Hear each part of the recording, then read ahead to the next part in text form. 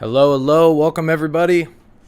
How's it going? Kind of a little bit of a rough start here. Had to get YouTube figured out. It decided to be a little bit difficult with us.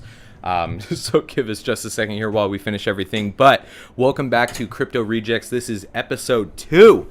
Super hyped. I'm one of your hosts. My name is Kingsley. I'm with Peekaboo's Universe. Kingsley, aka Viking on Discord, and I got my co-host here with me, Zach. What's up, guys? New Digital Era, aka Buff Nerd, aka Zach. What's up, guys? Welcome back to episode 2. Super excited about this. Today we're going to be diving into basically start to finish.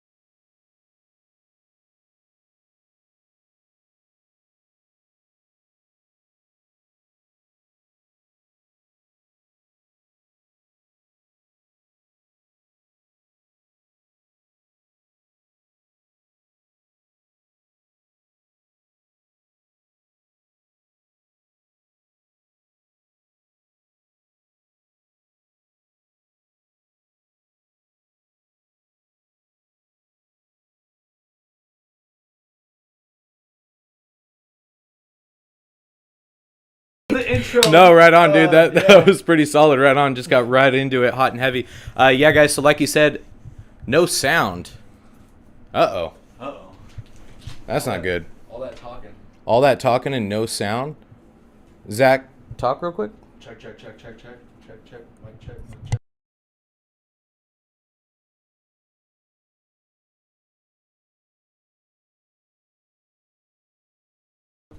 Okay, guys. Real quick, guys, while Zach figures out his mic and everything, our apologies. YouTube is definitely different than Twitch, and so we actually struggled a little bit getting it set up and everything because OBS didn't want to connect and all that stuff. So he's getting that fixed. But essentially, what Zach just went through saying is today we're discussing setting up a Metamask, getting on the OpenSea, buying an NFT, like just buying NFTs start to finish. Mike says he's got us good now, but it's because it's just coming through my mic. Anyway, guys, if you're in here, like share around the link, please. Let's get more people in here, get this hyped up. Start to finish purchasing an NFT today, talking a little bit about hard wallets as well and how you can just secure your assets and be a little bit more safe operating in the space. Also, just what Zach had touched on while he was talking there, and apparently the mic was off. We are accepting donations because kind of the goal with this is to bring as much entertainment and knowledge to the space as we can. And in doing that, we want to be able to give back to the community as well, as far as like NFT giveaways and hard wallet giveaways and stuff like that. So as you can see down there in the lower right-hand corner, we do have a Cash App area set up. The Cash App is, the cash symbol, Crypto Rejects _. And you can see right there is donations come in live and everything, and that's just going to be something that will be tagged to all of our videos moving forward for that reason.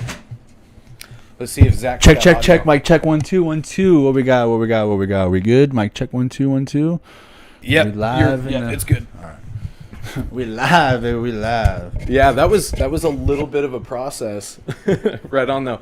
Well, that's because we had Twitch set up. Right. And then now we had to wait 24 hours to get YouTube set up, and then in the midst of setting everything, we're just in the process of setting everything up. So yeah, it'll be smoother the more. Everybody gets to come along and learn with us while we do this, right? Right. Yeah. It's going to be a good time. All right, so what we've got going on here is we're going to get the display connected and walk everybody through just the initial setup of a MetaMask, right? It's a video that a few of you may have seen quite a few times before.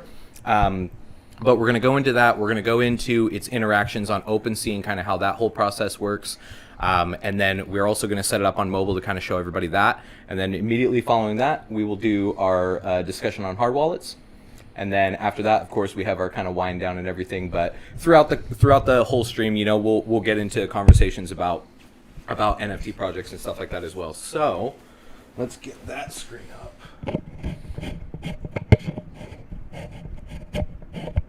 No, just the eyeball. Well, I gotta uninstall Metamask from Chrome, or else it's only gonna sign you into your Metamask. On there?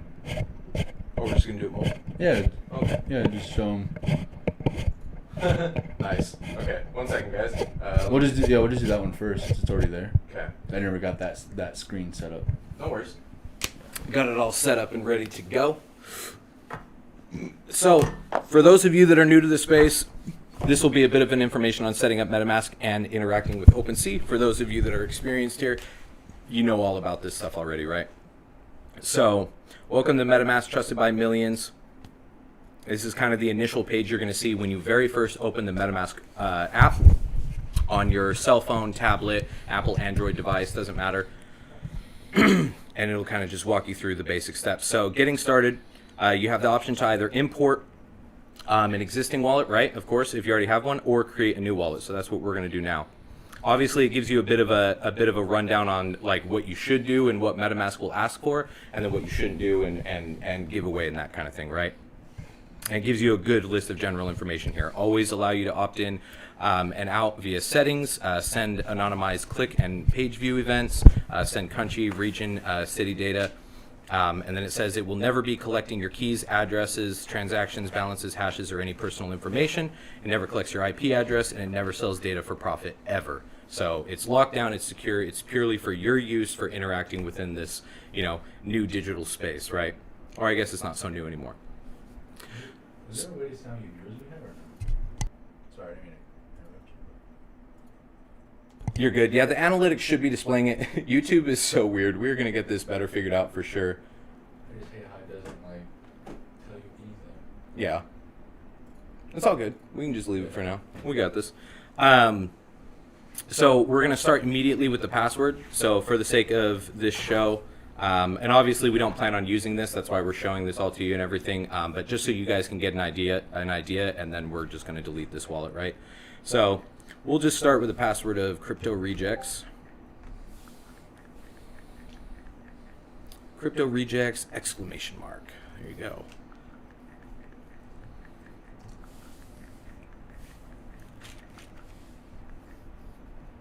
All right, you got the first one there. And also, if you are on a mobile device that has touch security and stuff like that, you can enable that so that it's easier for you to log into your service each time.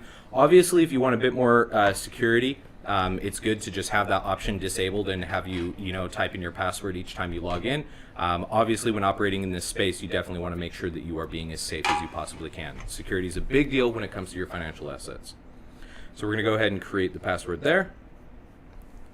It's going to ask for my thumbprint in order to verify.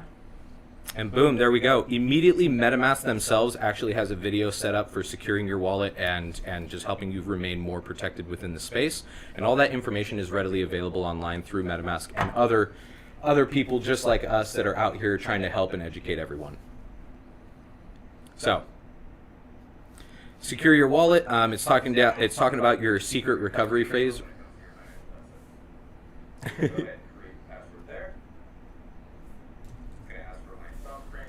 Just go down to the bottom there. There we go. Immediately, MetaMask themselves actually has a video. Nice. Nice. Okay. So anyway, it's so this is just your basic overview of security and tips and tricks, right? So you never want to give out your secret recovery phrase to everybody, and you'll see what that phrase is here in just a second, and just kind of keep that stuff secured to yourself. Gosh, I feel like I'm stumbling over words right now. So here we go. Go ahead and get started. On to the next page.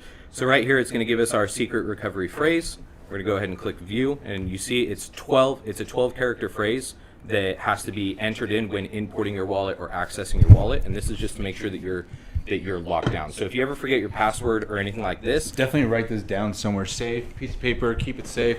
Laminate it.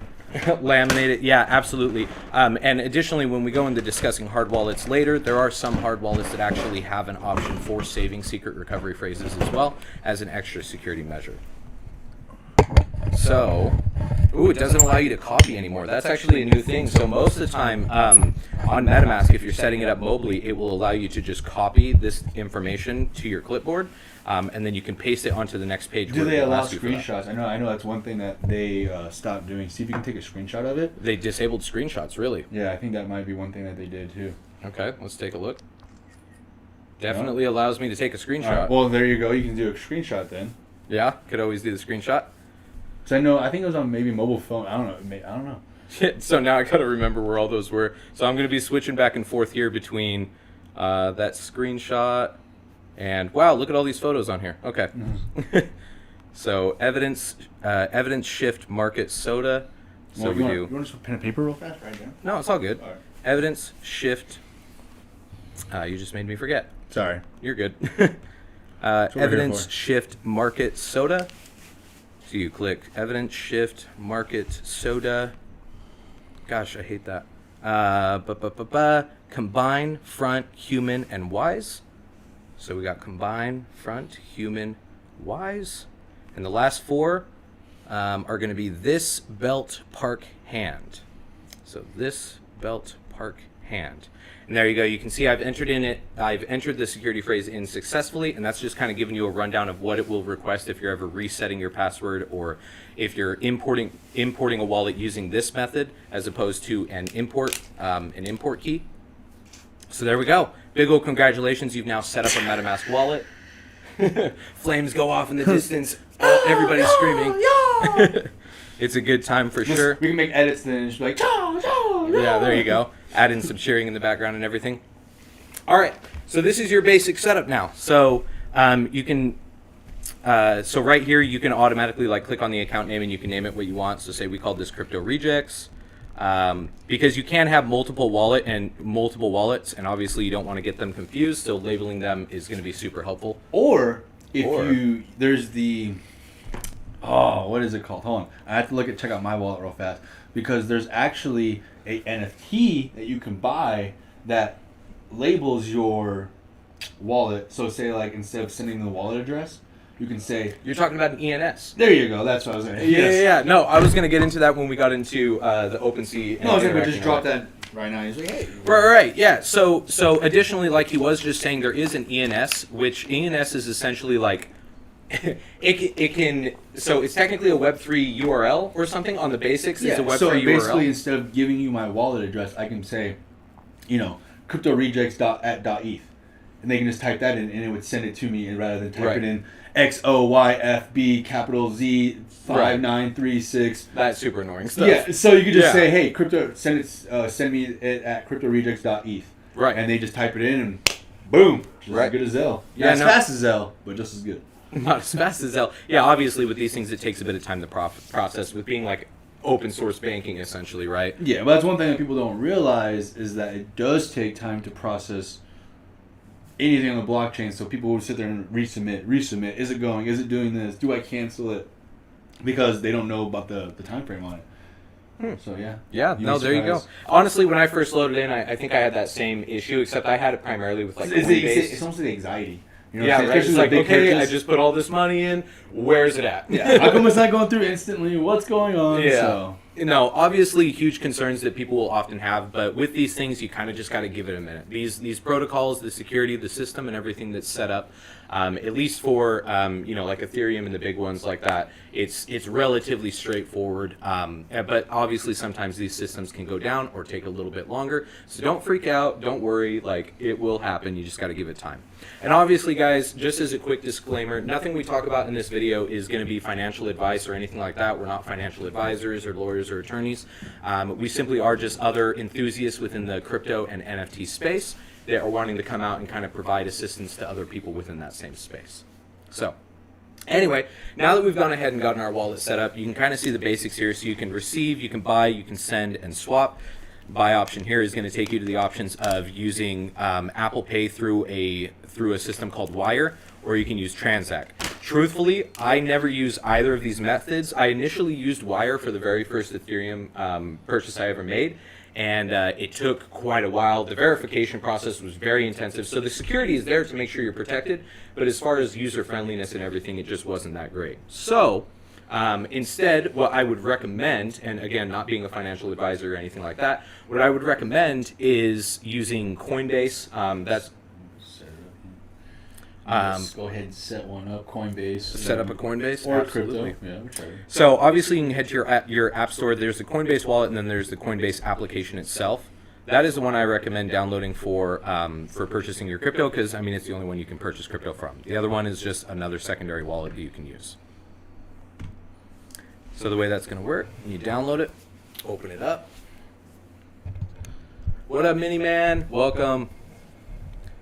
So right now we're just kind of doing a quick run through of, getting to purchasing your first. Yeah, we're on live. Right now we're getting to purchasing your first NFT, right? So we just walked everybody through on how to set up a Metamask, and now we're going over to Coinbase to show everybody how to get started and set up on Coinbase to purchase Ethereum or any cryptocurrency that they need to purchase to use, for buying NFTs and stuff like that. So we'll go ahead and click Get Started here. Obviously, just like any account you set up, it's going to ask for name, first and last, email address, that kind of thing. So for this purpose, we are going to use Crypto Rejects. We give them an email. Is that big enough for everyone to see? Nice. Just make it huge. There you go. I works. I wish I could crop it. No worries. Let's just do that for now until we get through this, and then when we get into the talk about the wallets and everything, we'll get rid of it. All right. Not a problem. So for the email, you can do a ZZZ price at New Digital Era. okay, we'll use ZZZ price at New Digital Era. .io. Ooh, fancy. You got a .io address. That's that digital era stuff, man. There That's you that go. digital era. That's that new digital stuff. There you go, man. And then for our password, we'll keep it the same as MetaMask, just for the purposes of helping everybody out here. So it's just going to be Crypto Rejects, exclamation mark. All right. And yes, I am over the age of 18 years old. At least I would hope so. I need verification on this, sir. Do you want me to pull out my ID? That beard's not fooling anyone. I'm going to go ahead and save my password just for easy remembering and everything. But truthfully, guys, you definitely want to do everything you possibly can to secure these passwords and to secure these One secret thing I always recovery recommend phrases. doing too is turning on the showing and then screenshotting it too, and writing it down. Yeah. Doing the Making sure you have it all. But also, again, you just want to keep it as secure as possible. So you don't have this information everywhere, right? Oh yeah. Okay, so Zach, the email was just sent over to verify the account for OpenSea, or I'm sorry, for Coinbase. So he's going to go ahead and verify his email, and then it will allow me to proceed with the rest of the process. Again, that's for ZZZ price at New Digital Era. Verify your email address. Click this link to verify your email address for Coinbase. There we go. And all right, as you can see, it has just been verified. Set up a new account and get started. You will receive a $5 reward. Fantastic, cool. So right off the bat, you already get $5 free in Bitcoin. Right on. Hey. Step 3, we gotta verify. Your referral code could have got $25 in on top of that. Right? Damn, we messed up, didn't we? So the next step it's going to take us through is verifying our identity and securing the account and everything, right? So it's going to ask for a phone number now. I assume you already have a Coinbase set up, correct? Yes. Okay, so we'll see. But no, you can do this number. You can Okay. add this number. Everybody's about to get your phone number live right now. Hey, call me boo-boos. Here we go. 480-235. 480-235. 4896. 4896. Zach is about to get blown up with phone calls. Yeah, I'm gonna Look at us. Oh, there it goes. I'm getting blown up. I'm just kidding. What's the code? 867-6253. All right. There we go. I am in the United States, so that information is correct. I'm going to go ahead and click continue. Verify the identity. So now we're continuing with that. So for this portion, I'm not going to share the rest of the screen, and we'll just go ahead and get this set up because it is asking for sensitive information like legal name, home address, date of birth, the last 4 digits of social security, and how frequently or what we plan on using Coinbase And the for. reason why they ask all this stuff is because of taxes, of course. Well, it comes down to taxes. It comes down to like it's money essentially laundering, a bank, right? money laundering too as well. Money laundering, but it's also essentially a bank, right? So Yes. you got to be able to follow and track what you're doing. Like you are purchasing and selling on this application, so they do I wonder. need this information. I always wonder if it does something different depending on where you live. Like if you clicked on a different country, if it has you do a different verification, in a sense, that'd be kind of cool. It probably does, honestly. That's probably a thing. So right now, guys, all I'm doing is putting in a birth date for the service. Does everyone? If you're, I don't know, but if you're out of the country, if you're not from the country, do you have Social Security? Remember? I don't actually know. That's a good point. I don't know if other countries do Social That's what I'm Security saying. numbers. So how would you enter your last four of Social Security if they don't have it? Maybe they do. I don't know.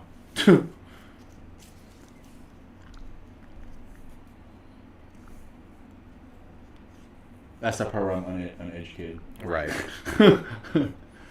I know crypto and NFTs, not out of the country stuff. Right. I don't know out of the country stuff either. I don't know politics in other countries. Okay, get that set up. Go ahead and continue. So what do I plan on doing with this? Do I plan on... Oh, and I can start sharing now. Yep. So he just got it all set up. We can reshare. Hey, see my fan? See my fan? Wait for it to do the countdown thing. All right, and we are back on live. So we'll go back to Coinbase. So what do I plan on using it for? Hold on. Oh, whoops. Watch stream. There we go. Ha! So I plan on using it for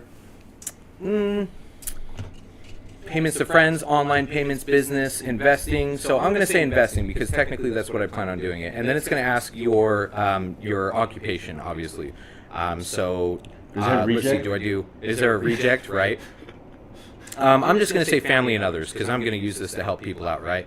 And I am self-employed. So we'll go ahead and select that option. We can verify your info. So Coinbase is super, super secure. And for that reason, it's unable to verify the fake data I'm trying to give it just to set up an account. So you can't fool us. Yeah, it's really not liking that I'm trying to do that. There's no John Doe in America. There's no person named Crypto Rejects with the last four of that social. 111. Right.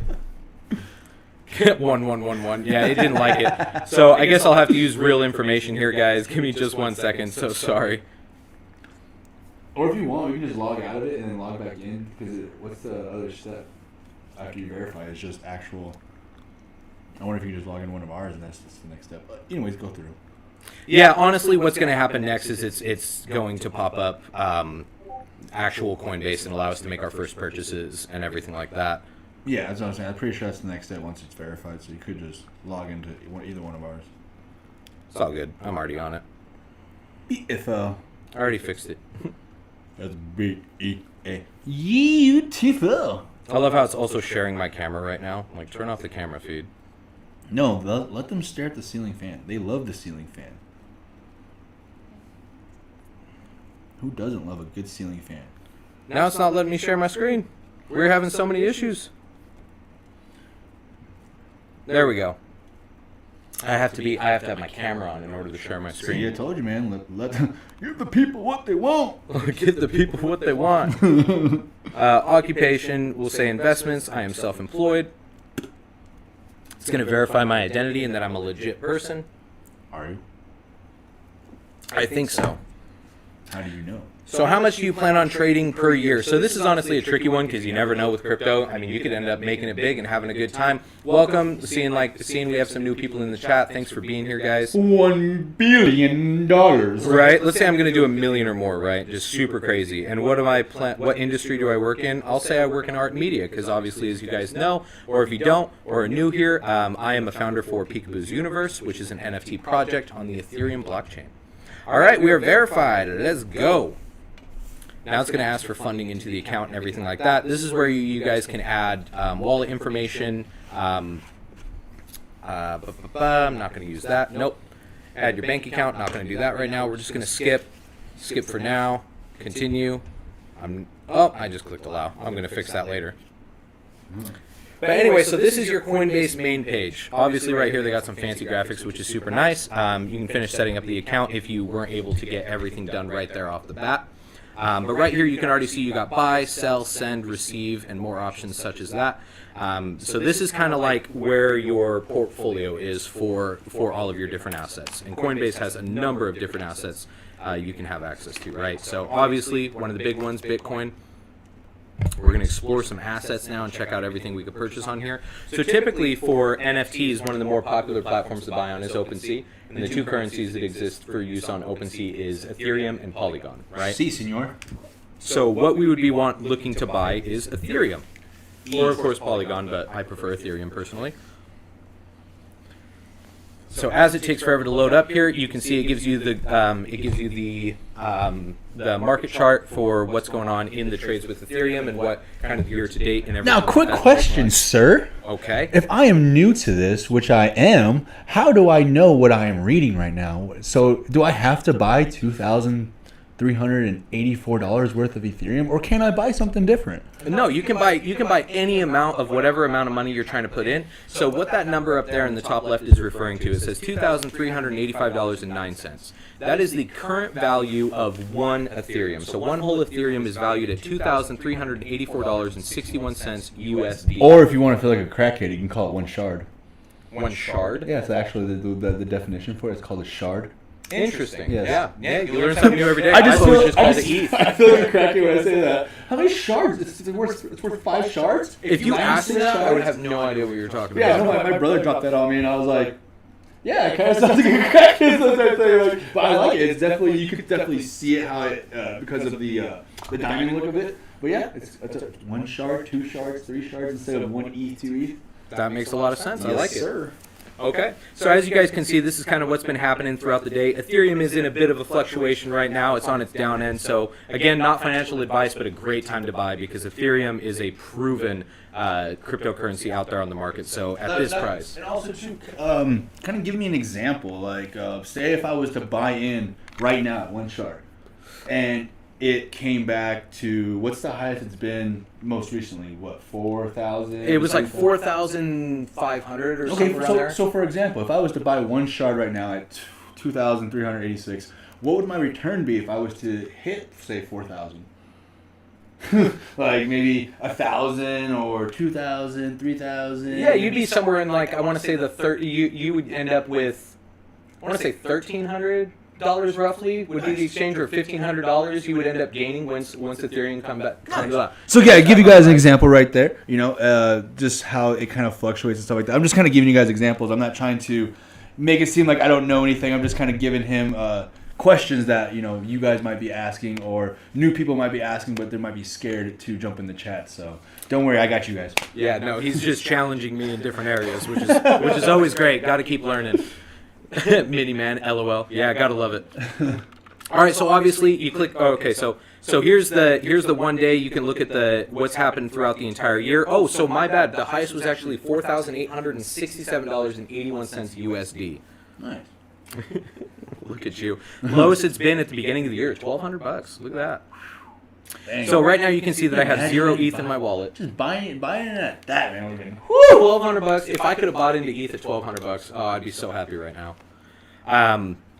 So as you can see, there's a bit of information here on Ethereum. Do more with Ethereum. When's the best time to buy and investing? And it gives you a bit of a rundown there and just a tidbit of advice. It explains a little bit about Ethereum and the market itself. Ethereum 2, not going to get fully into that right now, but it is going to be kind of a secondary part to Ethereum to kind of help with transaction fees and everything like that for people. I can't wait for the chill time for the chill time, so I had to spark it out. Nice. Okay, I was like, geez, bro. Okay. I can't wait for the chill time. And obviously, as you keep scrolling down, it's just going to have more and more information there for you. If you are just now entering into cryptocurrencies and entering into the space, it's going to go to 6K. 100%, man. One day. You guys are great for the community. Thanks a lot, Z. Definitely appreciate that. But as you can see, a lot of information here, and you may not understand this at first glance when you're first entering into the space. Don't worry about that. You will learn, you will pick this up as you go. And obviously, if you're getting into this, you probably have friends or people that you have talked to, or maybe us. So get online, do your own research, obviously. Answer all the questions you need, or Ask all the questions you need answering. And naturally you're going to, because just in this space you have so many questions and you're going to want the answer, so you're going to do the research. That's why there's the joke about in the NFT and crypto space that you don't sleep, because either A, you're researching 24/7, right? You're stressing 24/7, you're checking up on your stuff 24/7. So there's always something to really do in this community, whether it be researching, checking, watching ETH fluctuate up and down. Right. Like there's and like don't look at that as anxiety either. I feel like, because for me at least, when I got into the space and everything, it was excitement. I wanted to know what was going on. I wanted to see everything that was happening in the space, and I wanted to become more and more knowledgeable. Right? Yes. So I went ahead and I taught myself what I needed to know for what I was doing. Now, right here, you see the trade option on the screen, and that gives you the option to convert ETH from another cryptocurrency, or you can go ahead and just buy it right there. Super plain and simple, nice and easy. Additional account verification required. So at this point, it's going to ask for me to verify my ID. It's going to ask me to take a picture of the front of it so it can verify who I am. Of course, according to your country or region, these things may be different, but this is just kind of the standard that it'll walk us through, right? After this, what it's going to do is ask me for my bank account information or for my credit or debit card information. Obviously, only use whatever you are the most comfortable with using, and as a good rule of thumb, never buy Ethereum or invest money that you're not going to need for the next 6 months, right? Because this market can fluctuate, things can change, these things go up and down, and you never want to put yourself in a bad spot. But obviously, take the opportunities that you can, right? Yes, sir. So anyway, like I said, it will ask me to verify my ID here by taking a picture of the front of it. And then it'll also ask me to take a picture of my face to verify that it matches the ID. And then it will have me add my bank account information or debit or credit card information for the actual purchase. By next episode, we'll have a wallet set up, an Ethereum wallet set up for Crypto Rejects, and we'll have it linked to our Cash App, so that way we can, next episode, we can go further into actual buying them and showing people the utility that comes from it and everything like that, because that's what we're actually going to do, is eventually have the wallet. But we can't do it right now because we just don't have everything. Right. Still setting everything up right now. But don't worry. Growing with you guys. The plan is for this weekend is to, kind of off topic, but the plan is for this weekend is to go do in-person interviews with people and to kind of grow the name and grow the community in the space and stuff like that. So we're going to reach out this weekend and hopefully be bringing you guys some good material then. Right. No, yeah, to kind of expand on that, what he's saying is we're going to be taking a camera and we're going to be going to indoor and outdoor shopping malls and shopping centers here in Arizona. And we're going to be meeting with people and discussing NFTs and stuff live in public. Because as you guys may know, if you're new to the space or if you've been here for a while, I guarantee you know someone who's like, Ethereum's a scam, or cryptocurrency's a scam, or NFTs specifically are a scam. And it's just because of all the issues that have happened in the space with rug pulls and such, right? Which we kind of touched on a little bit yesterday. There's scammers everywhere you go in life. You have scammers calling you on your phone. And one thing that we want to be able to do with the Crypto Rejects wallet is be able to give to those people. Right. Set them up from start to finish, and then out of nowhere be like, hey, what's your wallet address? And then airdrop them an NFT, whether it be a free one, whether it be a nice one, whether it be an exclusive one for them, Right. Just to get them like, oh wow, and this is what is the community. This is what the community is about: giving back, spreading love, spreading good energy, spreading positive vibes, bringing that good energy vibes in. It doesn't matter if you're a successful millionaire or you're a nobody. Everyone has the opportunity to be involved in this. What I'm saying, and be welcome. And it doesn't matter if you're a reject or you're the most popular person. Everyone deserves a place in this space, and that's what we want to do is have our community give back to other people and be able to give NFTs and gift ETH and stuff like that, and just have fun with those people who have the straight doubts about this community. Yeah. No, absolutely. And we kind of did touch a bit on that yesterday as well, right? Of just giving back in as many ways as we can. Like what we're primarily focused around, educating, giving back, and just kind of spreading awareness about the space. Because guys, it's blown up this year. Everything's going crazy. NFTs are really changing the world, and you can notice that with all these big brands kind of entering into the space, right? No, that's one thing that is a big sell point on companies, and we were actually talking about that, what is a key point to sell to a company and to make them realize that they need this NFT in their business. And it goes as far as back as, Tony's Pizza, okay? Tony Pizza comes to you and he says, 10 years ago. Why do I need Facebook? Why do I need Facebook to sell pizza? I've been selling pizzas for the past, 20 years. He has a little Italian accent, why do I need to keep selling pizzas, And you look at him and you say, hey, you have to stay relevant in the today's times or else no one's going to find you. No one's going to stay with you because if you're not relevant in the time, it doesn't matter how good pizza is. It doesn't matter how long you've been around. In order to stay relevant, in order to make those sales stay at where you are, or if not make more sales, you've got to stay relevant with the time. So just like you didn't need Facebook 10 years ago, in 2025, you're going to need an NFT. Oh yeah, 100 in 2025. Dude, That's going to what happen a lot that's sooner what I'm than saying. that, right? No, that's what I'm saying. But telling them today, going to them today, do you want to be in 2025 calling me?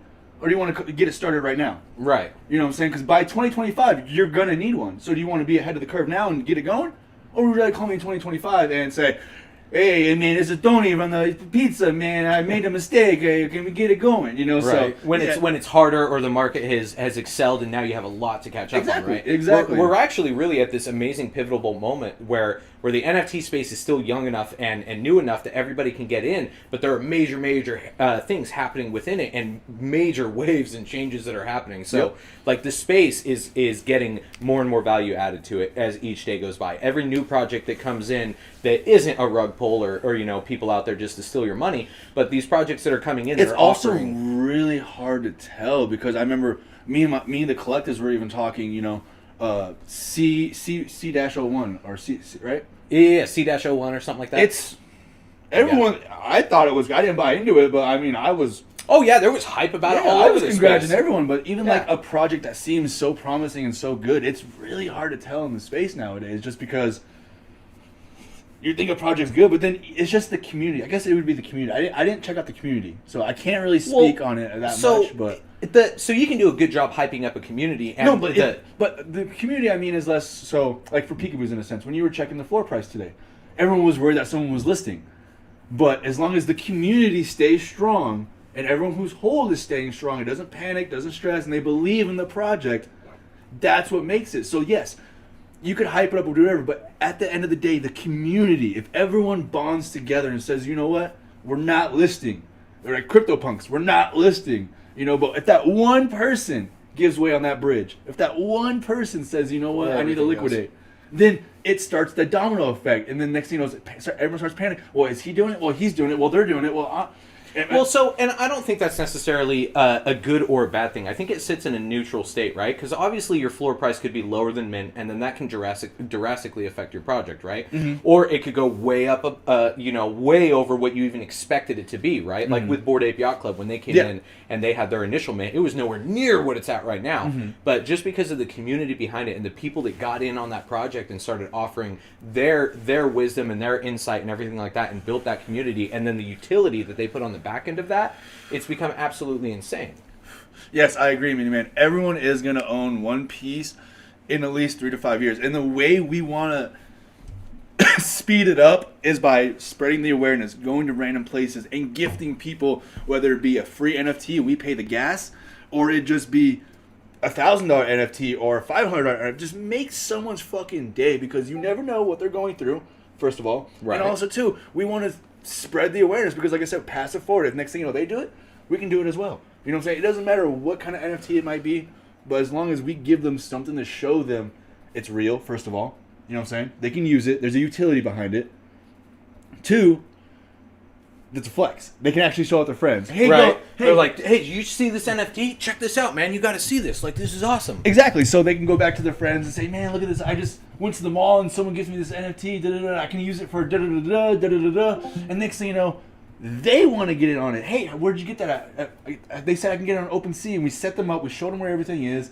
And it's just that domino effect in the positive way now. Mm-hmm. You know what I'm saying? We get that positive energy. We get that positive message just flowing, and people just get excited. And next thing you know, they're like, dude, I want to get one too. Dude, I want to get one too. You got one for free? Dude, how do I get one? And it just gets that hype just going, It just, it's so, and next thing you know, people get into it, then they want to start their own project, or even, it expands their mindset. And that's just the positive thing behind this is, there's no limit. You know, say no, 100%. Like you affect one person's life, it's going to affect another person's life and another person's life. Like that's just a domino effect. And having that work in the NFT space the way it does is absolutely incredible, because you get these amazing artists that come on board, right? Or college students that just got done doing computer science degrees and stuff like that, where they can now build games for projects like these and bring value to communities. Artists, or musicians, everybody, companies. dude. Everybody has a space in the NFT space. Yes. Like there is a market for everyone here, and it's absolutely insane.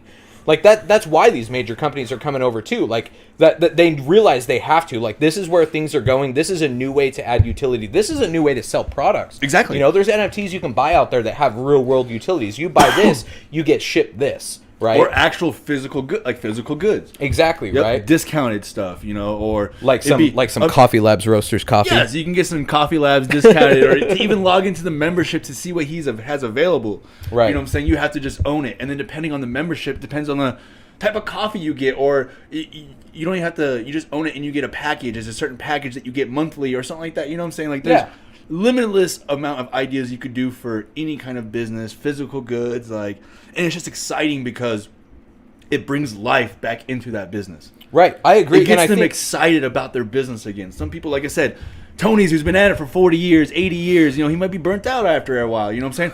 Giving that new digital effect, that new digital era, giving it that fun again, might make him, you know what? I see it. And then with all that money that he might be giving back, grow his company even more. Right, open more locations, remodel do better something. things. Yeah, do something. Make a bigger impact in the actual physical world and bring more value to people. You don't that know way. how the big effect that we could actually be doing just by creating something new for them. Right. You know, and that's what excites me so much about it, because it's life changing, man. Literally life changing. 100%, man. We're getting really. It took me 2 months to buy one NFT. I wasn't sure. I first came into the space. Oh yeah. No, 100%. When I first got into it, I think I took a solid 3 or 4 months to just research and watch what was going on. You don't know. And because of that, I missed out on some great projects. Don't get me wrong, but yeah, first getting in, like, obviously do your research. Cyberkongs. I'm just sitting here looking back like Cyberkongs. I was like, yeah, right. Like, next thing you know.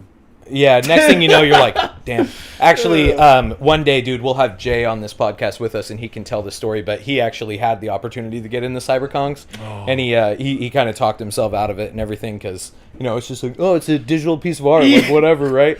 That's how everybody's viewing it right now. Oh, it's just a JPEG. No, look at the fucking utility, man. Yeah. Look at the benefits. If we have any kind of engineers out here, one idea that I've been having about the digital art, I think I even told you, back in like 2012, everyone had like the digital belts that had like the words across it, or like the emotes.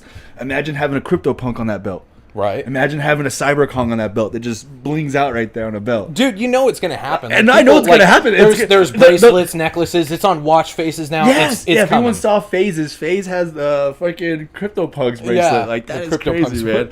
And then Steve Aoki came out with the Bored Ape Yacht Club laser-eyed freaking medallion, bro. Of course. Like, there's people that have done that for tokens too, like Richard Hart. Richard Hart has this big old hex. He's the guy that created hex. Yeah, yep. He's got this big old like diamond encrusted fucking he hex does. symbol. Oh, of course, dude. just flexing. The guy is gaudy as hell. But Just I mean, flexing. for all good reasons. So like, hold he's on, made an impact. Backtracking to the main subject on here. Right. Let's connect OpenSea to our MetaMask and just show people kind of that step of looking, researching. Yeah, and kind absolutely. Yeah. So I'm not gonna lie, I kind of messed up here, and I actually ended the call. So we got to restart the call. No, you're good. So I can share the screen. Hey, I'm getting a call. Fancy that. I love Discord. All right. So I got to turn back on the camera in order to do that, and then I got to share my screen, start broadcast, and then Zach's got to bring it back. There we go. Look at that. We are technical in here. Look at that. Figuring it out. Yes, we got sir. it down now. All right, so I'm going to go ahead and click on OpenSea. Right here, you can see it kind of loads into the main page, which is going to be your exploration. It's just going to kind of show you a bunch of trending I can't even think right now. Trending NFT projects. What's most recently kind of blown up and everything, and what's kind of going on within the space. On the bottom part of the screen, you can see where it has your home button, your stats, where you can search for specific projects, your profile, and the more option. So we're going to go ahead and head over to profile, which currently it actually has me still signed in to Peekaboo's. So let's go ahead and change that. Grandpa Apes, we go dumb. All right, so you can see, guys, as soon as I clicked on MetaMask right there, it's like, all right, it's going to open up my MetaMask app. It's going to ask me to verify by using my thumbprint to sign in. And now it brings up the connecting option. I'm going to connect this account to the web browser for OpenSea. All right, we're going to head back on over to OpenSea now. Give it a second to realize that something's been connected. Rough. Sometimes it does this. Connect. Go back to the browser, so go back to OpenSea now. There we go. All right, now it's loaded in. So now I have my unnamed wallet, which again, guys, like he said with an ENS or something, you can attach your ENS here and have that there. You can also name your account. Yeah, we can kind of show them. We can show them where the ENS is. It's on OpenSea. Yeah, no, I know. Yeah. I was just, actually, I guess that's a good project to show them, right? And I actually saw that on our homepage. It's a very inexpensive one, too. I believe it's $5 a year. Yeah, for some of them, right? So you actually do that through the ENS site. You go on and you type in what name you want and see how much it is, and then you register it for a year, for 10 years, 20 years, doesn't matter. Yeah. There are also domains like, so just like the .com gold rush, where everybody just went in and bought up all the .com domains, people have done the same thing with .eth domains. So you can find them on OpenSea available for purchase and that are being traded. ENS, by the way, stands for Ethereum Name Service, as you can see here. Here is their actual profile where the created ones are being displayed and what's available for purchasing and everything like that, right? So say I wanted, let's find a random one here. Just look up Crypto Rejects. Oh, you know what? That's a great idea. I don't think that'll be on here, but let's see. I don't think so either. We can get it for the low probably. Crypto Rejects. Yeah, nothing for Crypto Rejects, but not a problem. New Digital Era. New Digital Era is on there. Oh, there you go.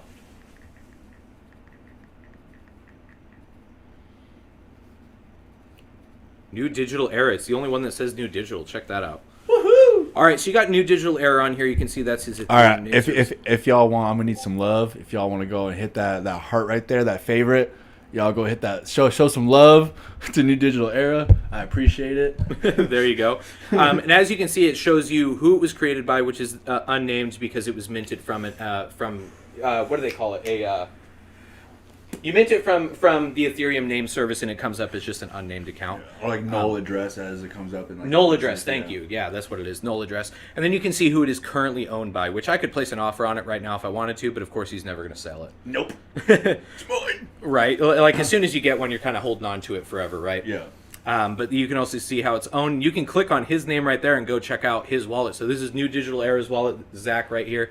You can kind of see it looks like he's got some Grandpa Apes. Look at that, snazzy, and also a space bowl. Yes, sir. That's got to be fun. Yes, sir. Right on, right on. Not so much the space bowl, but Grandpa Ape. That's where it's at. There you go. Hide your grandmas. He's added a nice little banner too. You got Goku on here, right on. Yes, sir. Good shit. Good shit. So that's just one example, right? That's obviously the Ethereum name service, but obviously we're in here for the art, right? This is what we're looking at. So let's see. What's another really good project we could take a look at? Let's do this one. Not to rep my own name or anything like that. There we go. Look at that. Peekaboo's Universe. Let's go ahead and head over to the Peekaboo's Universe OG Whip collection. So this was our pre-sale collection that we just recently finished. So now all the pieces are owned. You can see we have 96 owners. We've done 8 Ethereum in trade volume so far, and there is a total of 100 items in the collection. And that's all highlighted at the top of the account. A lot of options here. Obviously, there's the items display, so it's going to show you everything, all 100 pieces within this collection. You can kind of scroll through, check everything out. And you can even click on these and see who owns them, right? Which is a good time. You can kind of check out other people's collections and compare. Spaceball is the new Titanic. Is it because it's sinking? That's what you say. You go, Spaceball is dead, right? Oh, nice. Yeah, there you go. So Spaceball is the new Titanic. Nice. And then obviously right next to that, you can see there is a category that says activity. So you can click on activity and see what all has happened in this space. So you can see that we have had one that sold for 0.4, a couple that sold for 0.08, which was the minting price for them, or I say mint, but it was the purchase price we had for them. Yeah. We didn't do a mint process for this because we wanted to save people ETH as much as we can. So initially we actually did this offer process, which guys, what you're seeing right here. So you notice there's 2 different icons here for the Ethereum, right? What's up, Jose? What up? So you got the little gray Ethereum diamond or shard, I guess you could say, that's sitting right there on the right next to the numeric value of the ETH. And as you scroll down, you'll notice there are these pink ones. So the pink Ethereum logo stands for wrapped Ethereum, which is just another form of Ethereum that you use for making offers and placing bids and stuff like that when operating on OpenSea. And the way you kind of do that is super easy. Once you have your Ethereum, you can actually do it through Metamask. I'll pull that up real quick. We'll take a gander. Metamask was right there. Sign me back in. So right here on Metamask, say I had some Ethereum right here. I could go in and I could say that I wanted to swap my Ethereum, which I have none, so it's not going to allow me, I don't think. But start swapping. I'm going to swap Ethereum to wrapped Ethereum. So WETH.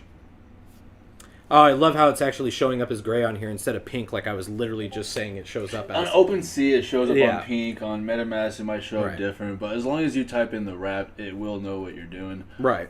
So wrapped Ethereum is just the main token for Ethereum that is actually owned and operated and used by in the Ethereum network. But right here, you can switch your Ethereum into wrapped Ethereum and use it for placing your bids and everything like that. Correct.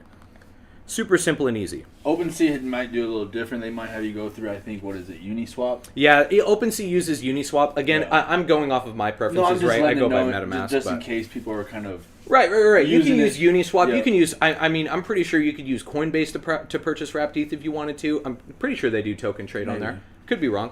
But yeah, obviously there's tons of different options you can go to. It's whatever's going to be the most user-friendly route for you, right? Whatever makes the most sense in your mind. But yeah, so right here you can kind of check out everything about a project. 36. Let's check out number 36. Number 36. Who's wanting that? 36 is mine. That's Miniman. All right, so actually this is a great opportunity to show the search feature. So yeah, say you're Miniman and you want to go look at specifically number 36, right? Mm-hmm. So all you got to do is go to the search bar, you type in 36, and it's going to pull up whatever is labeled as 36. So boom, here we go. Cool. Looks like you got one that's in the camera shot, missing its mouth, but it's got the little vape with it. Right on. Nice. That's a solid one, guys. If you are new to the space, you'll come to understand that there are these things called traits when it comes to NFTs. And these traits represent different levels of rarity of that specific NFT project. Now, this one may be a bad example because the OG Whip collection does not have different rarities. They are there to purely offer exclusive benefits to the 100 holders. Go to a wallet. Maybe Miniman has something else in his wallet. That might yeah. All right. We're exploring Miniman now. Yeah. We're checking it out. You got a teen ape gang. You got a doodle, and okay. So a couple of teen ape gangs and a doodle. Let's check out a doodle, right? Yeah. So you got your doodle here, and it has a purple sweater. It has its eyes, its hair. So let's go ahead and check out the properties. So you can see here, guys, on the properties listing, this is its traits, right? So you have accessories, no accessories. The background is gradient. The clothes are striped. The face is normal. The fur is pale, and the hair is a brown brush cut. So these, so looking over to the right, you'll notice the actual rarity score or the percentage of the whole collection that has these same traits, which kind of gives you a rough estimate of the rarity, right? So for no accessories, 68% of the entire collection has that. 7% have the gradient background. 2% have the stripes. That's a little more rare. 7% is normal. 7% has pale fur, and 3% has the brush brown haircut. So definitely some super low scores on this one. And truthfully, guys, if you want to find the exact rarity of an NFT within the project, there are rarity tools that are available if the project is, signed up with them, and you can go and check that all out there to get the actual scores and projections. Yes, sir. Check tag.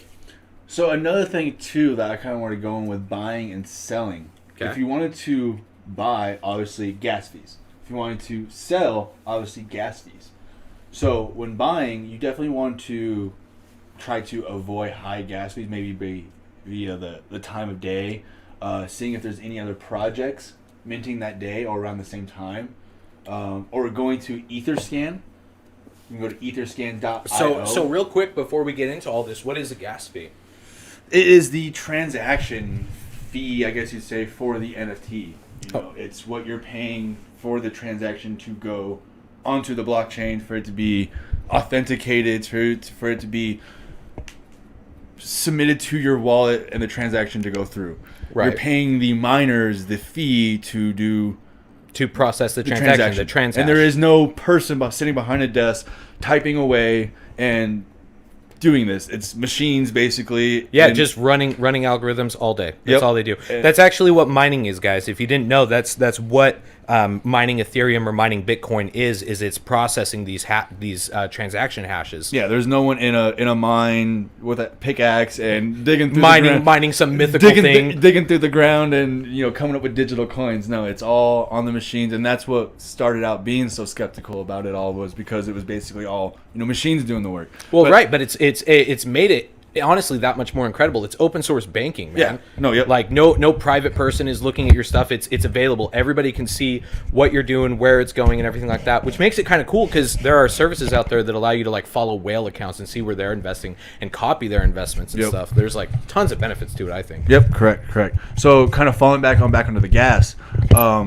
When buying it, of course, there's gas fees, and every 30 seconds. So you have three different levels with gas. You have less than 30 seconds, 30 seconds being normal, and then quicker than 30 seconds, I think it is. Yeah. So the way it's written out is it's low, average, and high. Yes, yeah. But right? I think when you read it, how it kind of says it. But I think every 30 seconds it fluctuates. So if for some reason it's high the first time, don't be upset. You can basically, wait out the 30 seconds and to see if it goes higher or lower. Right. Kind of re-rolling the dice, as I say. So actually, to clarify, it's constantly fluctuating, right? Yes. Just every 30 seconds the tracker's updates. GUI. Okay, so we saw the GUI. The GUI, whatever you want to call it. GWEI, if you guys ever see that, that's what it's referring to. That's the gas. Yes. So, and then also too, so when selling, so when you go ahead and sell, you have to pay the one-time gas fee for that collection that you have. So I think it's different gas fees per collection.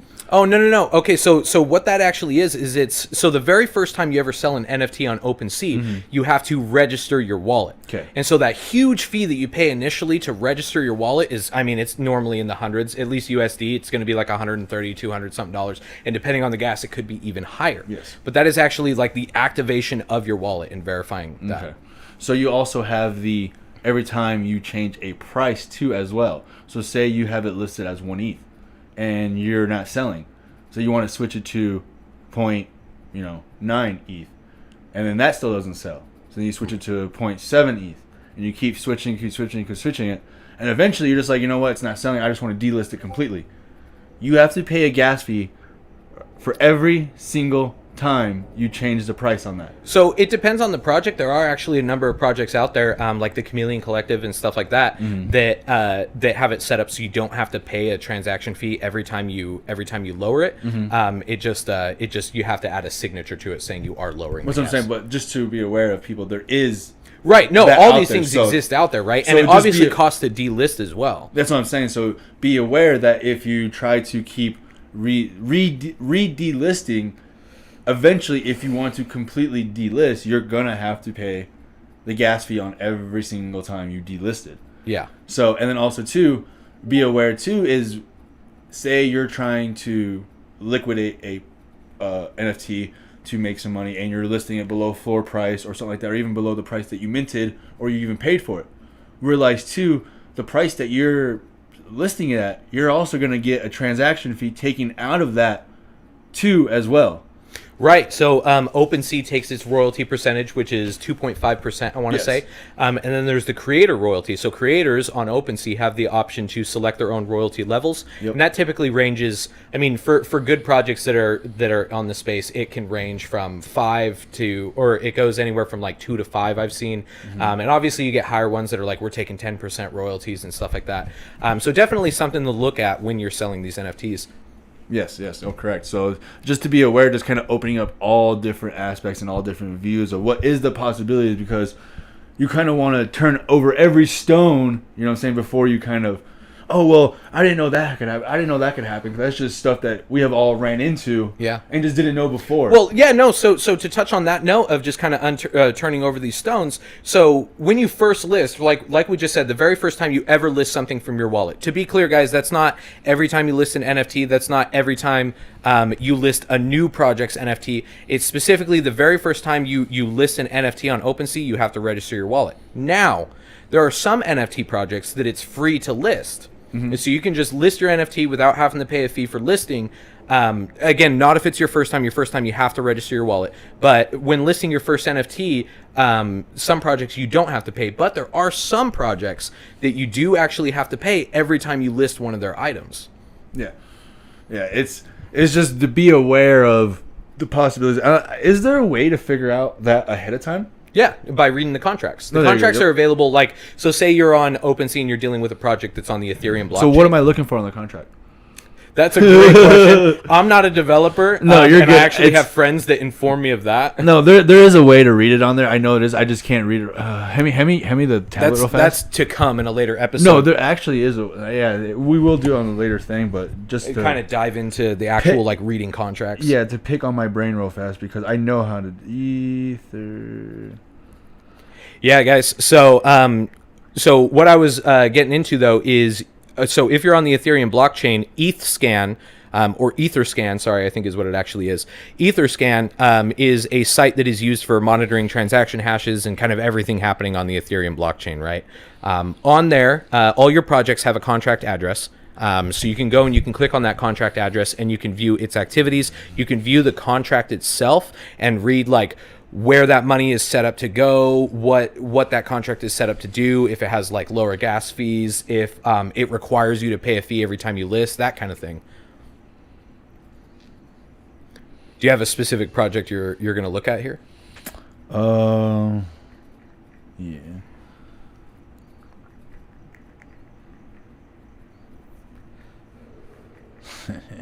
Gotta love search time, right? There we go. EtherScan, as you can see right up there. Oh, you know what? You got Zach over here typing in non-existent stuff. My brain's not working right now. It's not working properly. Yeah, not a problem. I pre-worked out with the THC. I forgot even what the collection's called. I haven't checked on Spaceballs in so long. I've just forgot about them. They're so toxic. I had to get away.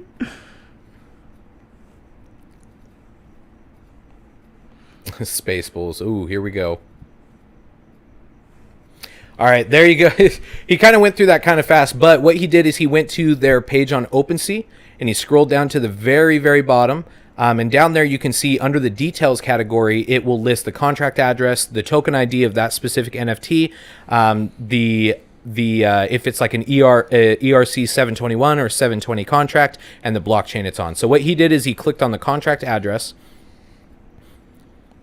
and that's going to pull it up on EtherScan for him, where he can now view all the activity happening for Spaceballs. Additionally, as you can see right there underneath the ad, there is a list of options that say transactions. What does that say? I can't even read it on the screen.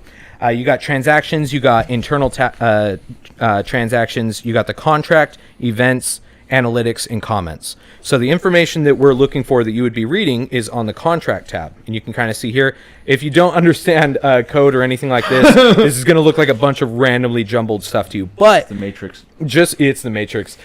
Just being in the space and kind of talking to people and asking your questions, though, you can learn what to look for on these contracts. Now, again, I'm not a dev and I haven't dove super far into this, so I don't know specifically what to look for here. But you can see it's all written out there. It's all publicly available for you to check out and do your own research. Love Zach ragging on the Bulls. Bro, Bro, you already know. Like, and that's from Bach. Yeah. Or BAC 1022. Yeah, I constantly get silenced in there. And it's not because I'm ragging on them. I have genuinely questioned stuff just as an investor. Right, because you want to know. You need to know what's going on. Yeah, and even when you pull up just a random question that is very direct to them, bro, they silence you.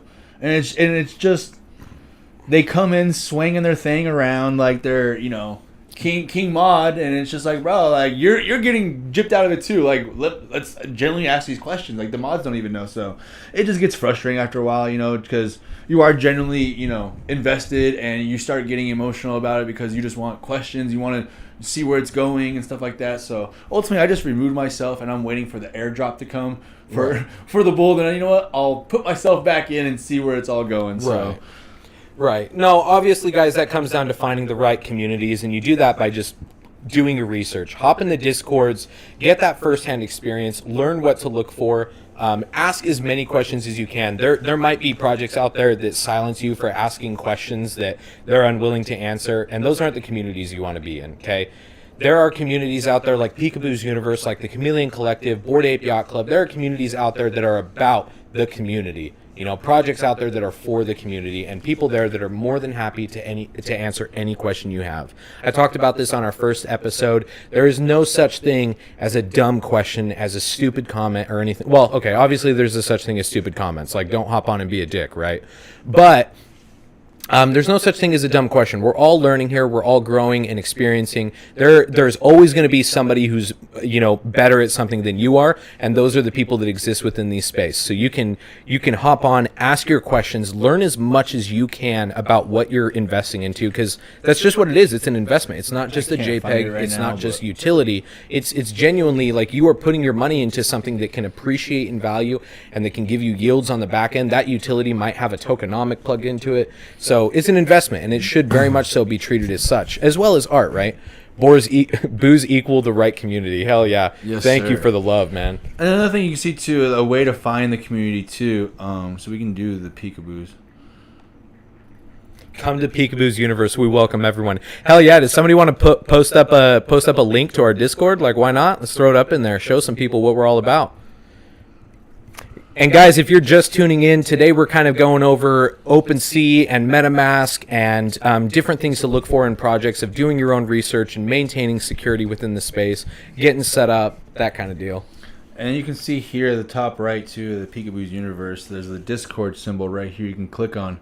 And you can go ahead and click on that, and it'll actually take you to the it'll actually take you to the Peekaboo's Universe Discord. Discord, yeah. And we can pull that up and give people a quick look here. If you are new, this is kind of what your Discord is going to look like. Mine's a bit cluttered.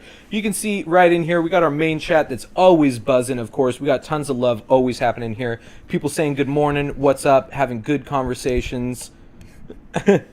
LOL, I'm watching. By the way, who is this? Oh, sweet. We got a member from Crypto Bats that's wondering who the heck I am. That's too funny. Right on, guys. If you're watching this and you're new to the Peekaboo's Universe and new to the podcast, my name is Kingsley. I'm a founder for Peekaboo's Universe, and with me I got Zach, the founder, owner, the main man for New Digital Era. Yes, sir. So to touch back on what we're kind of doing, how would one find utility on an NFT? Oh, you know what? So I know how to find the properties. Okay, we showed how to show properties. Mm-hmm. We showed how to basically buy one, I guess you'd say, didn't we?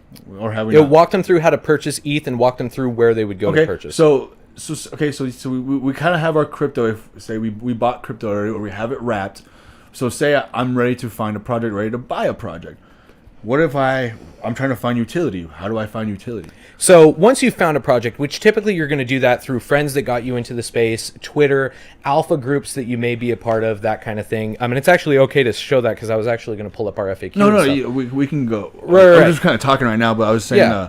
No, so typically when you hop into a project, right, that you've either found on Twitter or that a friend has linked you to, you hop onto their Discord or whatever platform they're using for marketing their project and containing their community, which, you know, it could be Telegram, but primarily it's going to be Discord, right? That's where everybody's at.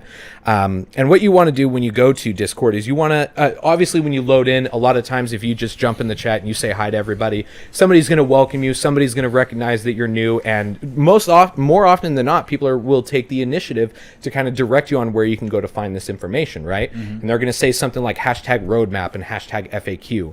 Obviously, FAQ, as it stands for universally, frequently asked questions. 99% of projects, I want to say, are out there. They have an FAQ where you can go and have your questions about mint or utility or, you know, process of whitelist. All that kind of stuff can be found in an FAQ. And then you have the roadmap.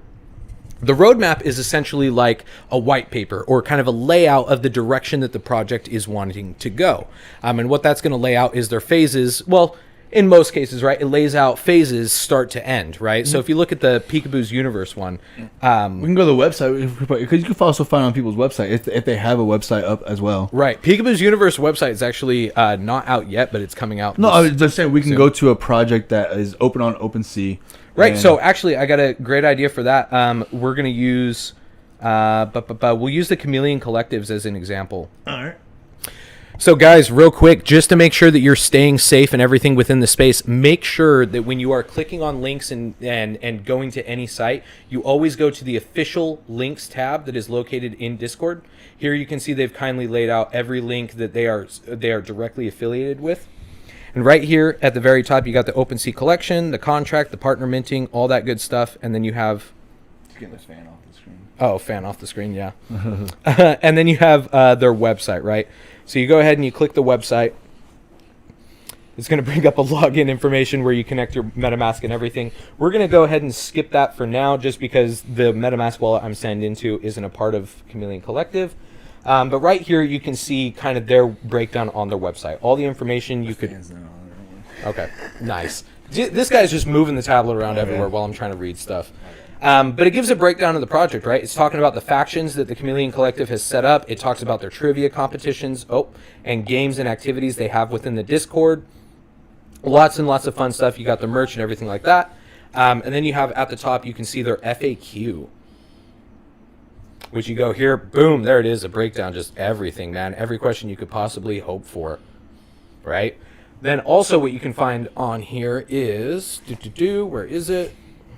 I wonder if Chameleon Collective even has a roadmap anymore, because technically their project is done, but people do things after mint. Oh, there you go. Nice breakdown of who everybody is. I can't find it. Where is their roadmap? I wish Peekaboo's was already out so that we could show people this. Here, maybe you've got a website that you know that we can go to and show an actual roadmap.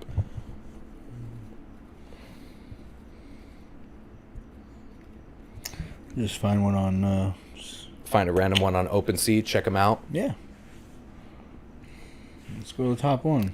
Watching Boba and this at the same time. Right on, man. Right on. Nice. Last episode is the basically Mandalorian, I heard. So you go to, say, website. There you go. Right there in the top right-hand corner. Super accessible. Go gallery, nice updates, mind map. Mind map. There you go. So that's going to be their roadmap. Oh, wow. And they've got a nice breakdown, actually, talking about the values of their community. And, guys, every roadmap is going to look different, but you'll learn what to look for on there. So you got the vision and values of the actual project. And this is great for doing your research because you want to know who you're buying from, right? Yep. They got dope shit only, so. There you go. Dope shit only. Right on. How do we get out of this? There we go. Community. Yeah, And it talks about their goals and what they're wanting to do for the community and what their goal is to build. Metaverse. Metaverse. Okay, so these guys have a plan for metaverse integration, which is always great to look for on a project because you want to know like where you're going to be able to use your assets, right? So what do we got here? Let's see the page. Or you want to go ahead and actually explain what they got listed here? They have lookbook. It's in progress. Sorting, filtering, and simping will all be supported. Azuki 3D, they're exploring. Games, they're exploring. And digital drip, they are exploring. Digital drip being more or less you can deck out your avatar. Right. A game being something that you can either access on your phone more or less, or maybe even... Like a Steam game or something. Yeah, something like that. And then the Azuki 3D would be something like the virtual realities, Sandbox, Decentraland, CryptoVox. Right. Yeah, 3D and 2D avatars basically built into that metaverse. So. Very nice. Very nice. So these guys definitely seem like they've got some plans set up for longevity in wanting to like integrate and bring more value to the community. Ver, FYI. Yeah, I know. I saw that. I'm unsure. Totally unsure. Physical world, look at that. That's a cool utility to look for is what they bring for you in the physical world. I'm guessing this is going to be streetwear. and merch and streetwear. Streetwear, it looks like. Every Nice. members of the Garden get the Drip IRL events, meetups, exhibits, musical events, collectibles, physical goods, toys, figurines, skateboards, stuff like that. Very cool. Record labels. The music industry is broken. 22 will be the gig for the music NFT. What can Azuki do to help artists? So it looks like they want to be maybe a record label or something like that, or get people in the They're community. branching into many different areas. Yeah, I like let's- what they said about the in-person meetups, though. Like Yeah. that's something that Peekaboo's Universe has talked about, and obviously nothing confirmed yet, but definitely something really cool to have in a project. The bridge between. The bridge between the physical and digital world presents a playground to create a new type of media. Here we'll experiment with metagames, interactive experiences, the unique way to grow an IP. Riot Games has created an interesting playbook of expanding their IP through a show like Arcane. By allowing ownership in the characters themselves, Azuki, along with the community, is positioned to expand beyond this playbook. Hell yeah, I love that. They're like, yeah, so here's the boundary, and we're going to go ahead and push past that. Yes, sir. Imagine an RPG anime where the community owns their characters and the brand that they are helping build. That's pretty cool. Yes, sir. That I can sounds dig pretty that. fun. So what exactly... Oh, let's read this one too. Seedlings. So you got partnerships, it looks like? Yep. Bean, a native currency that used in the Azuki verse. Cool. So what is that? That's a tokenomic, Yes, isn't it? that's the most ERC tokens that they could probably stake their NFT probably to create more or something like that. Some sort of like passive income type thing. Yeah, I'm sure. So I'm sure that they want to create their own currency as a brand or as a company, which you can do. Right. So I'm sure that as they grow, as they expand, and people become more involved, they want to create their own currency as like Ethereum, Bitcoin, stuff like that. They want to have their own currency, Right. which I'm sure you could use to buy goods or be in. You can use. There's so many different ways to use it, right? Yeah. So. Yeah. No, 100%. I love that. So what we're looking at here, guys, is on this roadmap that they've shown us. Def got to have IRL meetups and networking. Oh, 100%. It's coming back. Don't worry. But what we're looking at here and what the roadmap really outlines is the utility in the project, which is what we talked about finding, right? Yep. So in doing your own research, you want to be finding projects that have strong utility because A, that's going to mean that they'll have a high amount of value, but also B, it's what it's going to give back to you, right? So maybe you're not a flipper, right? Which you don't have to be in this space, and it's honestly in a lot of cases better not to be a flipper.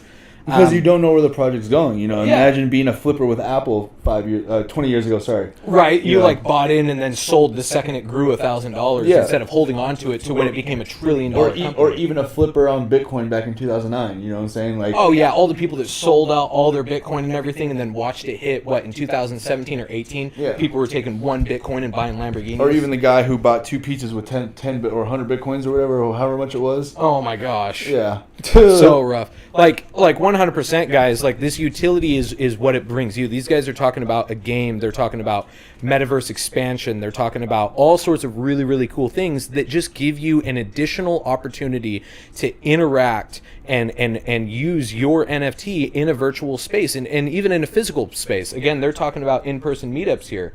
One of the options I wanted to show you guys is, like I said, you can also find this information when you join a Discord, right? And for, all intents and purposes, I'm going to go ahead and use Peekaboo's Universe as an example here, right?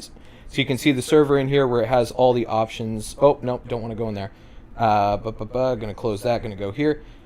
So right here you have our roadmap, right? Which we went the graphics route, and we have a lot of bright colors and fancy stuff.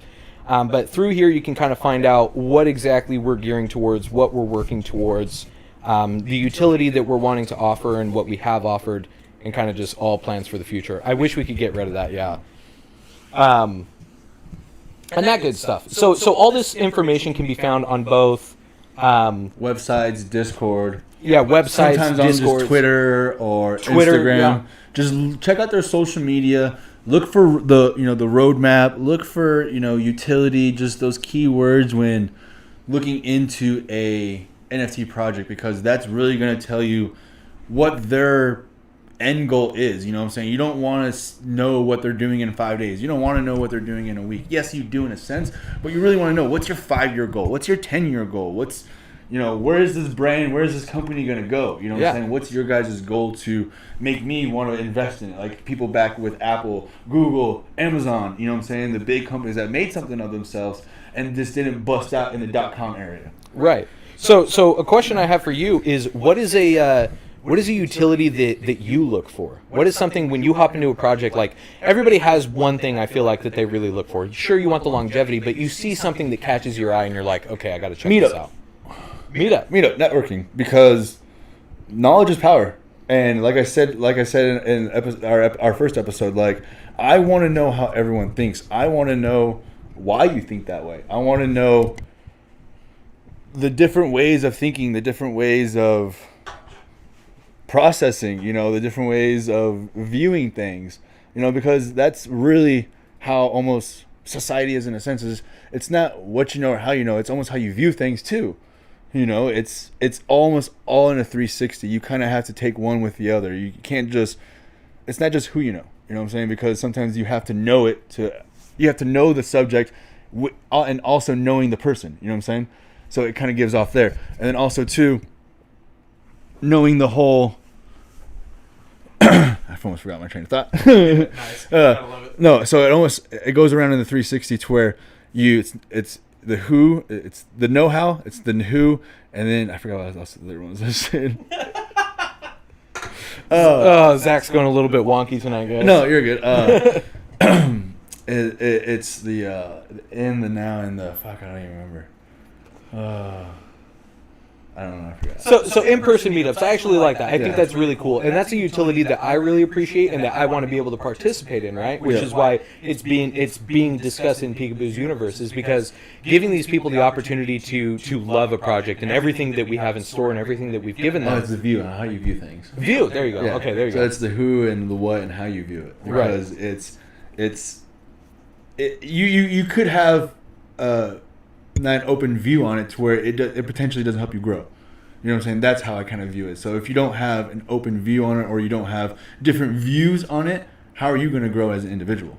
You know what I'm saying? Because you are already saying, I don't like the way he thinks. You know what I'm saying? Rather than saying, I understand the way you think.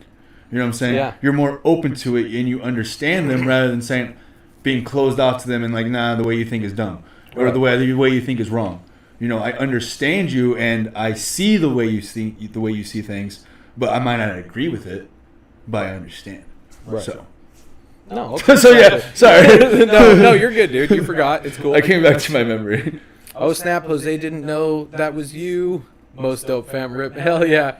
Holy crap! Whose macadelic poster is that? Oh yeah, and we got Kobe right here. We got the greats. We got all the greats. The No, that's Zach's poster. So we're actually set up in Zach's house right now. That's where our podcast currently resides. Yeah.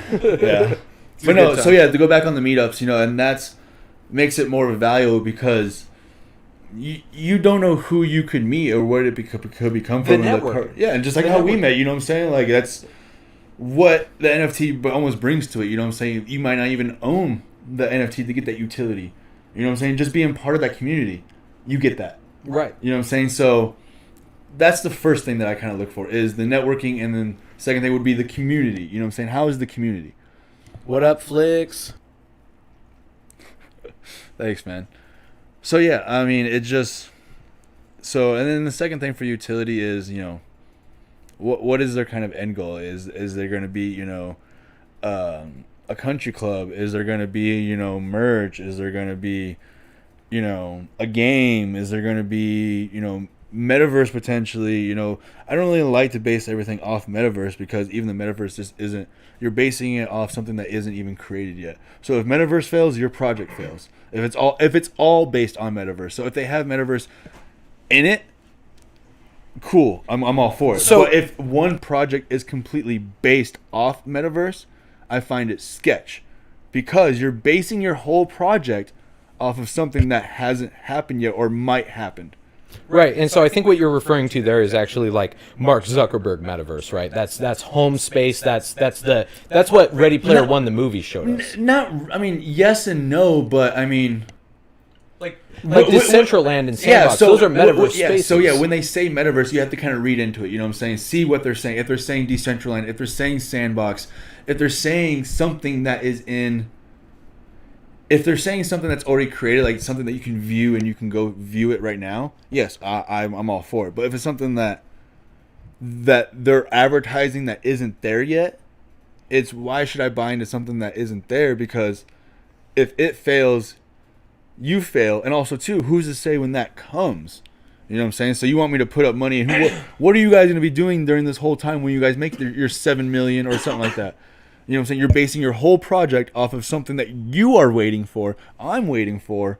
So why do you need a mint right now if we're all just going to play the waiting game? Right. I think at that point it kind of comes down to the other utilities, right? You can Yeah, see so that, but and that could be a turnoff, but then you want to look for what else is there. That's and what be I was saying. okay, If should I a still project invest? is based off that, you know what I'm saying? Okay, if that's its sole base and that's Yes. really what it's riding on, then But yeah, there are obviously projects out there that are like that. You know what I'm saying? Oh, It's, yeah. It's you know. Well, those are called rug pulls. Exactly. So that's what I'm saying. That's what I'm telling people. If something is based completely off of metaverse, yes, it sounds great. It sounds like something that, yeah, I should hold and wait for it to develop and I'll be a millionaire. But also, too, you're opening up yourself to get scanned, to be a rug pull, because that's what they're typically made of, you know? So Right. that's kind of where I was going at with that. No, got you, 100%. What are some tips for a juicy flip? 100%. We've got a house of holders here right now, but obviously, you know, you got to do some flipping every now and then to build up your liquidity. I think that's a good question, actually. Yeah, so, I mean, just to kind of start there, it's what could potentially help is finding a project to mint at. You know what I'm saying? Because if you find a project to mint at, potentially by reveal, it could, or even before reveal, you could potentially get money for it and you wouldn't even know. Right. At that point, I actually think it does come back to the utility that we were just talking about. Like, a project is valued based on its community and the value that community sees in it. But it's also valued, and the community finds that value through what the project's goals are, its longevity, what it's planning on doing. So I think the first step to finding, like, if you are going to flip something, right, a couple of things I'll suggest is, one, you never want to flip the only piece you have of a project, especially if you believe in that project, right? If you believe in the project, buy into it, and if you plan on gaining some liquidity from it later, possibly buy more than one, 100%. But then if you're going to look for a flip, you need to see, like, okay, is it solely based on the metaverse? If it is, probably not a good flip unless they've got a lot of people fooled, right? And at that point, you're just exploiting a weakness. Yeah, but also, too, to kind of go on that, it's almost try to think the consumer. You know, when Bond was buying an NFT, okay? So you're going through a floor price, okay? Say you're going through, for example, you do Grandpa Apes, you know what I'm saying? So you're going through Grandpa Apes floor price, and you see it kind of decreasing, okay? So I'm going to go through and sweep the floor. Buy some up. But when you're buying some up, kind of look at what does the consumer look for? Kind of look at, again, the properties, the details. What are the percentages? What's the percents at? Is this something that the consumer want? Earrings, a hat, you know, a flannel. So traits, that's a good place to kind look of as well. But like on the baseline, like if you're getting into a project and you're thinking about potentially giving some liquidity, you need to find something that has the potential for high value if you're getting in on early floor, right? Yes, of course. Because that's how you're going to flip, really. Yes. If you get in on the early floor and you get it while it's cheap. Yeah, exactly. So once you find that and everything and the project builds and becomes better, then you will see that floor price start to raise, because everybody has the idea in their mind to buy a couple and then list a few, gain liquidity to reinvest. You know, maybe these people want to sell one at, you know, double what they minted it for, but because they see a few that they can go and grab later, or they have another project, like that's totally okay. But looking for that liquidity and looking for a good flip is finding the traits, the properties, like things that make that one even more rare, or finding a project, again, like we said, with really strong utility that's going to have that value on the back end. Oh, thank you very much. That's one thing that people don't actually realize as a utility is a docs team. Like if somebody's coming out there and introducing themselves.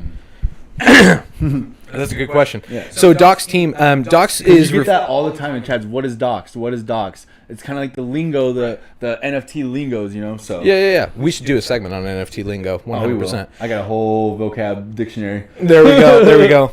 Beta Creative, for example. Yeah, no, thank you so much, Bach, for the call out. But yeah, no, a docs team. So it's a team, a founding team that, a founding team, people that have created the project, the ones that are putting the mints out there and everything for you guys to then go in and purchase, the people that have built the community and have the expansion goals and everything like that. That's the team, right? So doxing themselves refers to them essentially giving out their life story, their bio, telling you who they are. If you go check out Peekaboo's Universe, there's an area called Meet the Team. You can go in there, you can read about each individual founder and our community manager. You hop in there, you can see where they're from, their social handles, so that you can follow them on more platforms and see what they're up to, kind of get their life experience and what led them to that point. But a Docs team is a team that has let you know who they are. They've been upfront and kind of shown the world what they're doing. This right here, what we're doing, is another way of doxing ourselves. Like, you guys are getting to know the name and the face and the brand that we build off of ourselves. Because in business, which NFTs, if you are in a project and you are the project founder, it's a business, 100%. And in business, your name is everything. If you can put your name on something and hold true to your word, your name is valuable. If you put your name on something and you fall through on your word and you don't deliver what you promised to deliver, you lose value of your name and people aren't going to trust you. Correct. So by doxing the team, it shows that the team is willing to put themselves out and be vulnerable and say, listen, we stand behind this and we have these goals. We want to do this. Like, we're not going to ruin our reputation in the space. We're not going to ruin our reputation in the space just to make a quick flip, right? Dang, gotta go, gents. Happy streaming. Thanks. Oh, yeah, 100%. Jose, thank you so much for being here. Tune in for the next episode, because we're going to be doing this a lot. Trust me. Lots of fun stuff happening here. So that's what doxing is, though. And again, like I said, it's kind of a hidden utility, but definitely a good way to find value, Bach. Thank you. Thank you for calling that out. I have something stuck in the back of my throat, I swear. It's so annoying. You're good. It's called the crypto lingo back there. It's just wanted to be splurted out. Oh yeah, all that crypto lingo. Yeah, all that crypto lingo. So guys, we're at the hour and a half segment. So right now we're going to actually move into and continue talking. Of course, we're going to move into our kind of like our chill time, Something we like to do for the last half hour of our podcast is we like to just kind of get real with everybody, have a good time, relax, and kind of vibe, Because, we're people too, so why not hang out, show you who we are, like we were saying. Zach is currently fighting with the remote to the RGB lights. Super exciting. There we go. But anyway, guys, I like to take this segment to kind of just remind people again that no question is a dumb question. No. Zach is struggling so hard, the light just almost fell over on him. Guy's struggling. But I like to take this moment to just remind everybody that, mental health is important in this space, right? You might get a lot of hate, or it might be really stressful investing in these projects. And that's why you got to be out there and ask questions and find a strongly supportive team or community that's there to help answer these things for you and help you along in this process. Because you're not alone. Yeah, you're never alone. He almost beat me to it there.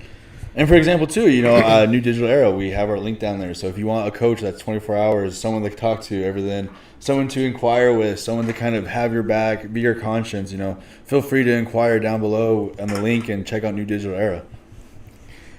What's your favorite alcoholic beverage to sip on? It depends. Here, you want to answer first? Go ahead. No. I think like if I go out to a bar, it always depends on what they have. Okay. So like my first go-to is Jack Daniel's honey. And so if they don't have Jack Daniel's honey, it then becomes like almost like a rush. Like, I don't know. They say I just go with the next, like, Hennessy. Do you have Hennessy? And then they kind of look at me like, "You're a Hennessy man?" Yes, man. Yeah, no, I'm even shocked by that. I have the same expression. Like, wow, okay. They all kind of like, huh? I'm like, yes, the cognac. Do you have some cognac? And they're like, maybe. Let me go check. And they kind of go check. And if they have that, I'm like, I'm gonna get that and the Dr. Pepper. And they're like, oh, okay. And then if not, then I go maybe like a Crown Apple or... I love me some Crapple. Yeah, some Crapple. And then if they don't have that, then it probably just ends up being like a Corona. Like a Corona? There you go. Just get a Corona. Like, you don't have everything I've come to. At that point, I'm leaving the bar, man. Like, you don't have all this and you call yourself a bar? Are you kidding me? Right. Like, okay, I'm out. No, for me personally, like if I'm hanging out at home just sipping on something, I'm probably sipping on a Blue Moon, honestly. I'm a huge beer person. I very much so enjoy my brews. Back when I was living in Utah, actually, there was this cool brewery called TF Brewery. Okay. And they had some really nice beers that I enjoyed quite a bit. Have you been to the breweries here in Arizona? Bro, I've lived in Arizona for a year. This is the most I've gotten out of the house. No, I'm just kidding. I've explored around. I've been to a couple bars. I haven't been to a brewery yet, though. No. So definitely looking to check it out. I think that might have to be an episode. Go check out a brewery and see if we can't pitch them an NFT gig. You know what I'm saying? Oh my God, why not? Let's bring it. Yeah, just knowledge them about NFTs. 100%. Just do live. See if they'd be down to do live for our stream and just interview them and just kind of drop some knowledge on them and just have the people watch us. That'd be fun. Yeah. Outside of a beer, I want to say I would probably go with a vodka cranberry. Hey, I smoke too. Let's dab out. Mini Man Dab. I didn't even see the dab at the end of his name.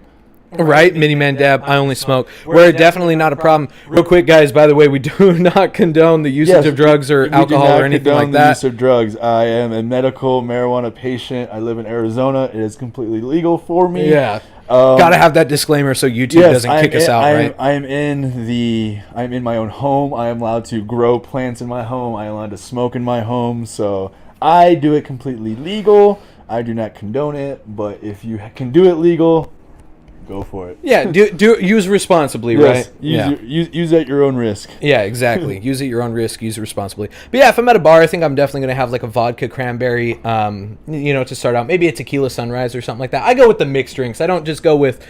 If I am going with just a straight beverage, I will probably say I get a whiskey on the rocks. Okay. And I'll grab some Jameson because I'm an Irish whiskey man myself. And have you had a green tea? Green tea. Green tea, yeah. It's Jameson, peach schnapps, and Sprite, I believe. That sounds like a good time. Yes. I'm all about it. And so, dude, I'm sorry, real quick. You said Sprite, and we're on the topic of alcoholic beverages. So you know what jungle juice is? Yes. Okay. So me and my friends back in Utah, we would get together for the holidays, and one of my friends, her parents always had this Christmas Eve party that we'd go to. All of us adults. Anyway, one year we're like, oh my God, so jungle juice, like we got to create something for the holidays. So we came up with jingle juice. Dude, we took champagne, Riesling wine, like we took a bunch of like wines and like fancy shit, and we mixed it all in a bowl with like cranberries and some fruit punch. And we called it jingle juice, man. It's 100% a little bit of Sprite. It's a good time. That actually sounds pretty good. Like we might have to try that. Dude, jingle juice, man. It's one hell of a thing. That sounds like it get me. Dude, it gets you wrecked. Let me tell you. Sounds like I get fucked up off a cup of tea. Oh my dude, you get 1 or 2 cups of that, and it's like, oh, okay, holy shit. Yeah. So back on the green tea, because he said green tea shots are amazing. Actually, when I was in college, low key, I used to take Starbucks cups, and I used to mix it like in a big ass Starbucks cup, and I would go to class. And I would legit tell my teachers it was green tea. Like it's green tea. Yeah, because you're not lying. No, because through the glass, like when you had the ice all filled up and everything, it legit looked like a drink from Starbucks. Like you had the see-through glass. Oh no, bro! It legit. Like, I pulled it off. I'd be in the middle of class, just fade and just. Yeah, let's go. Nice, man. Nice. I'm not actually going to share that experience because it's from high school and I'm not condoning underage drinking, but yeah, no, I've had some fun. Just say it was college. Right. Yeah, no, back when I was in college, I used to have a little thermos that I would fill full of my Jameson, yeah. College. Yeah. Back when I was in college, I used to have a dip can too, just be sitting in the Gatorade just or even like back in football, like when I first turned 18, I could actually get dip because you could buy tobacco. You could do it when you were 18, yeah. Back in my day. I'm not even that old, and it was still back then for me. Exactly, I'm not even that old either. But no, so I used to buy dip. No, Zach's an old fucking man. Just because in Iowa, everyone dipped, so it was just kind of like, I felt like it was a thing to do, like, I hated it. Like, it made me so dizzy and everything. Oh, it tastes like shit. If it goes down your throat on accident, you're like, ugh. Exactly. So on that note, people used to dip during football practice, and so literally like middle of practice, bro. Like if I didn't like someone, basically my dip would land on you, like. That's dirty. Yeah, that's so dirty. And then people would do it in games too. Like people would just smack their fucking. That's fucking nasty, slap a big old dap right on you, man. I have been to one too many parties where somebody's spitting in a cup and one motherfucker has accidentally drank out of that cup. Yep. And I've like, oh my god, ugh. I just want to hurl thinking about it. It's absolutely horrible. Yeah, man. But I did too. I used to dip when I very first discovered nicotine. Did you ever dip in the shower? No, that was like the thing. Like people used to like just dip in the shower, like because you just spit, just. No, I never dipped in the shower. I always just had a bottle on me. Everyone told me that. Everyone always told me, like, bro, have you dipped in the shower, man? Bro, put a dip in the shower, bro. It's the best feeling ever. First time I did it, dude, I felt like I was pass out. I felt like I was on. Yeah, because it's a combination of high levels of nicotine and hot water. Yep. So your muscles are like, what is going on? I felt like I was like, you ever go to the State Fair where that spaceship spins around? Oh yeah, the graviton. Yeah, I felt like I just got off that ride. I was just dizzy and like, woo! It's like a cartoon I'm seeing. I'll tweet. Oh my god, dude. That's fucking funny.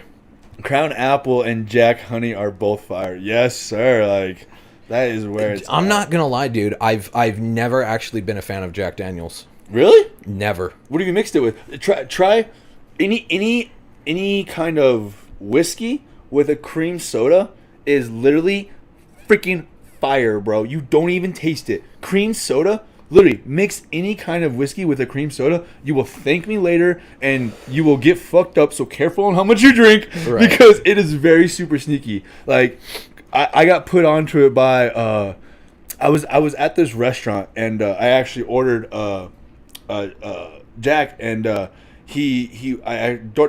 ordered it with Dr. Pepper. He was this big like Viking, like he had the accent and like the beard. He looked like freaking the dude from Aquaman, Jason Momoa. Yeah, he looked like him almost. And he was like, "Have you ever tried it with cream soda?" And I'm like, no. Duh, man, you need to try it with cream soda. It's the best you ever had, man. The best you ever had. And I was like, oh, okay. Like, yeah, whatever you say, boss. You're bigger than twice the size of me, but I'll listen. I'll listen. You can beat the shit out of me, but I'll listen to you. Like, and so he pours it up, and literally, like, dude, I had 5 of them, and like, it was, not gonna lie, I was on a company lunch, so I was like, hey, bro, you need to drive. I had a little too many. You're on a company lunch. Yeah, I was like, hey, man, you need to drive. It was a little too much. Funny enough, the tattoos I have on my hands. So I used to be a partner in a vape shop. Mm-hmm. It was called Current Vapor back in Utah. And one day on my lunch break, there was a tattoo shop right above us. I was like, fuck it, I'm getting a tattoo today. I went upstairs. No regrets. No regrets. No regrets. No regrets. No regrets. No, but I went upstairs and I was like, I just want a tattoo. And I got all my finger tattoos in like a half-hour lunch break while sipping on a Corona. That's dope, dude. So, it was a good time. So, my tattoos, I actually had this one on my inner arm right here done first, and then I had gotten the nautical star. Inner arm. Ugh. But dude, honestly, I was just chilling, bro. Like big chilling. Like it just that shit's painful. I almost fell asleep. And then I had the nautical star done, and then I got the banner put around it after my grandpa died. But I had gotten my full, like the rest of my sleeve, all this, and then the squid in a 12-hour session, full session. Like just sat there, just got I got done. Like I got just high. I smoked a lot of blunts, and I took a lot of shots. That's all I kind of remember. Just laying on the table, just like it literally felt like I just chopped my arm off and just gave it to him. Like I was literally just laying there, just like. Dude, so I got faded. I got faded for these ones. I got faded for the one on my dude. The first tattoo I ever got the night I turned 18. I'm over at a buddy's place, and he was a tattoo artist, but we were in a house.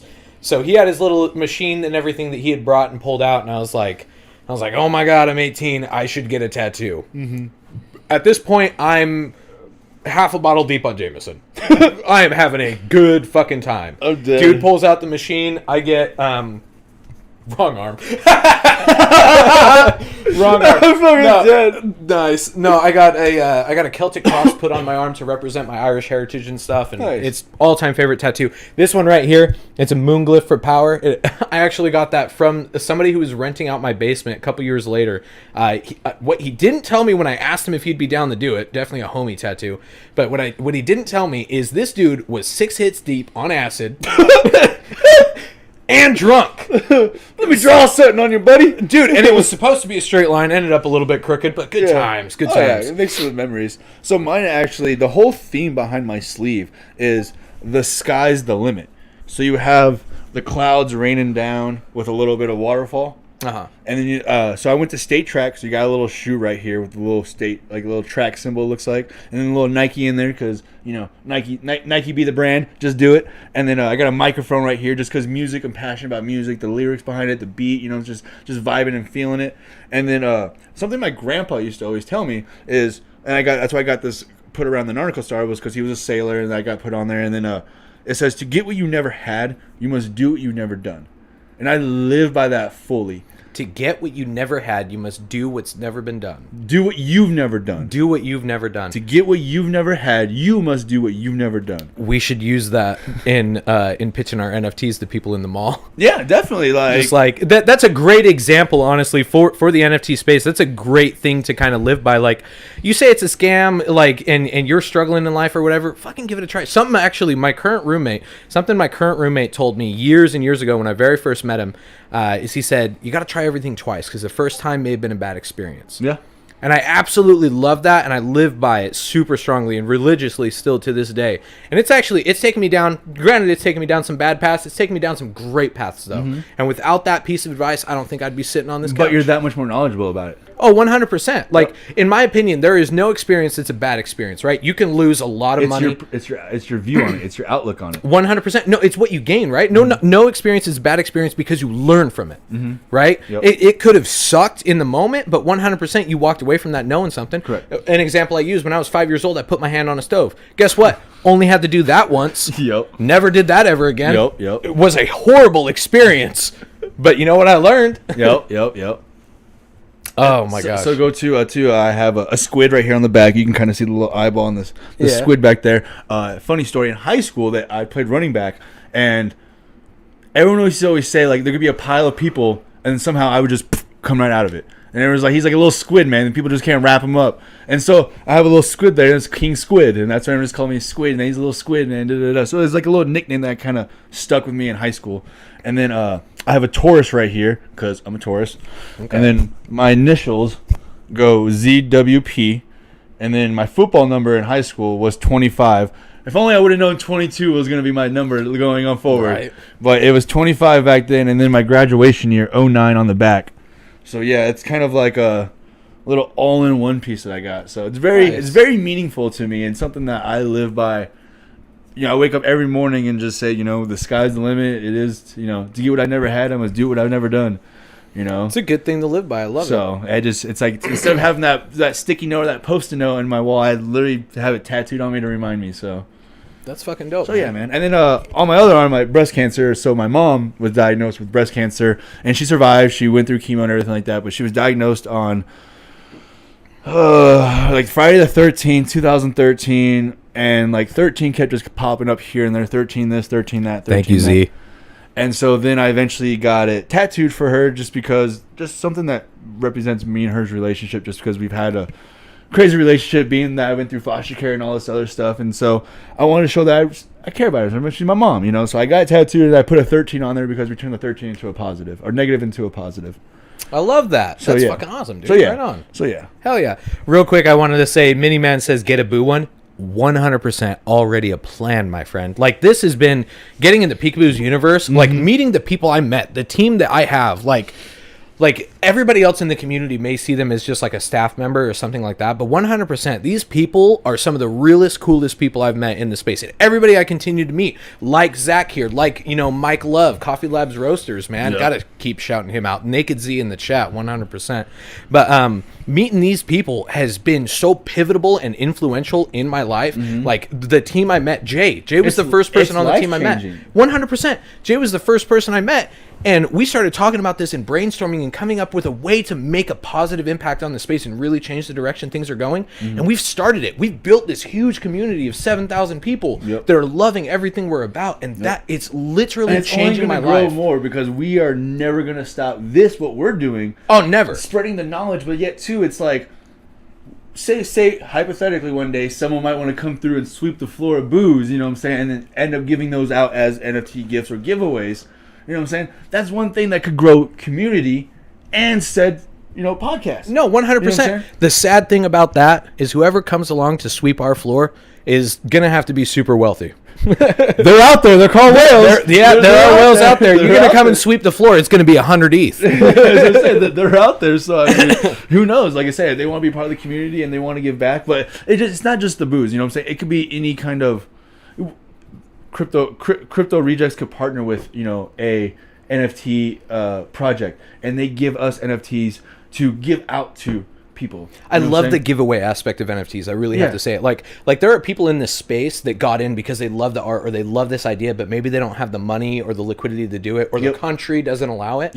I love the idea of giveaways because you get to give everybody an opportunity. It's an equal fighting chance. So people that do have the capabilities can get in, but I love the opportunity of giving it away to people that maybe don't have that opportunity, or what we're talking about doing this weekend, going out and, well, I guess we're not giving away NFTs this weekend. No. By the way, guys, quick reminder, as you can see in the bottom right hand corner, there is a Cash App area pulled up. The Cash App is the Cash App score Crypto Rejects _. We have this set up because we want to be able to give back to the community and provide additional value to the NFT space. Yep. And so a segment that we're going to be doing is going into the community in like malls, like bars, like he just said. We're going to be setting up people's Metamask wallets and gifting them their first ever NFT. And that's what this is kind of going to be used for, outside of also like upgrading the set, or maybe, you know, traveling to a state to do like an in-person podcast for a group of people. Giving away digital wallets. That's one thing. Mm-hmm. Yeah. One thing we wanted to cover today. One thing we wanted to cover today. We're going to have to do a segment on digital wallets because there's a lot to talk about in a different way they plug in. I also wanted to take a chance to talk about Genus. No, how about we'll actually get the digital wallet and we'll walk through the process of setting it up, doing it, transferring things into the digital wallet. Yes. That's a great idea. So once we have the funds and everything like that. So like I said, guys, bear with us. This is the ideas we have moving forward. So like I said, we want a wallet set up for the podcast so we can give back, and we want to make it public for everyone so everyone can see it. We want to be able to, you have the activity on the screen so you can see if it's spending or going somewhere. You can see where it's being sent. We were going to create, an Ether, an ETH wallet or a MetaMask wallet, so that way you guys can view it then and see where it's going and see what we're giving back to the community and see that, we're doing what we say, say we're not going to rug pull our community. Yeah, no, so I like that. And that's one thing we might have forgotten to actually cover when talking about projects and what to look for. Transparency. Yeah. So yeah, we talked about finding good utility. We talked about having a docs team. But honestly, one of the top tier things that I look for is transparency from the team. Yeah. Like we've said again and again in Peekaboos, like we're going to tell you exactly what we're working on and when we're doing it. But we're not going to tell you it's guaranteed, or we're not going to reveal a utility until we're 100% know we can do it. And that is simply because we don't want to promise you guys anything and get your hopes up and then not be able to follow through. And that's part of our transparency. We're going to tell you what's up. That's why we dox ourselves. We're going to tell you who we are. I think that's a really key element to good projects, honestly. Yep. So that's one thing we're going to look forward to. We're going to be doing giveaways. We actually have 2 hard wallets that we're going to be giving away. Yeah. The Stone W10. Yeah, Stone W10, guys, check it out. Look it up online. We will be doing an in-depth review of it when we do the giveaway and everything here live on stream. Been here the whole time. Love it, Z. Glad you're always here with us. Definitely appreciate it. But yeah, we'll be doing the giveaway then. And like I said, we just want to raise awareness on the NFT and show people that it's not a scamming community. It's actually a really wholesome, humbling, welcoming community. And if you just find the right people, it will literally change your life. Yeah. So that's one thing that we are big on here as Crypto Rejects, because, if you don't have a place to be yourself here, you have a place here. Yeah. To be yourself. Crypto Rejects, man. We're the place for everybody. Yeah. Doesn't matter if you're a black sheep. Doesn't matter if you're, yellow sheep, purple sheep. Yellow sheep, purple sheep. Doesn't matter. How you speak or how you think or anything like that.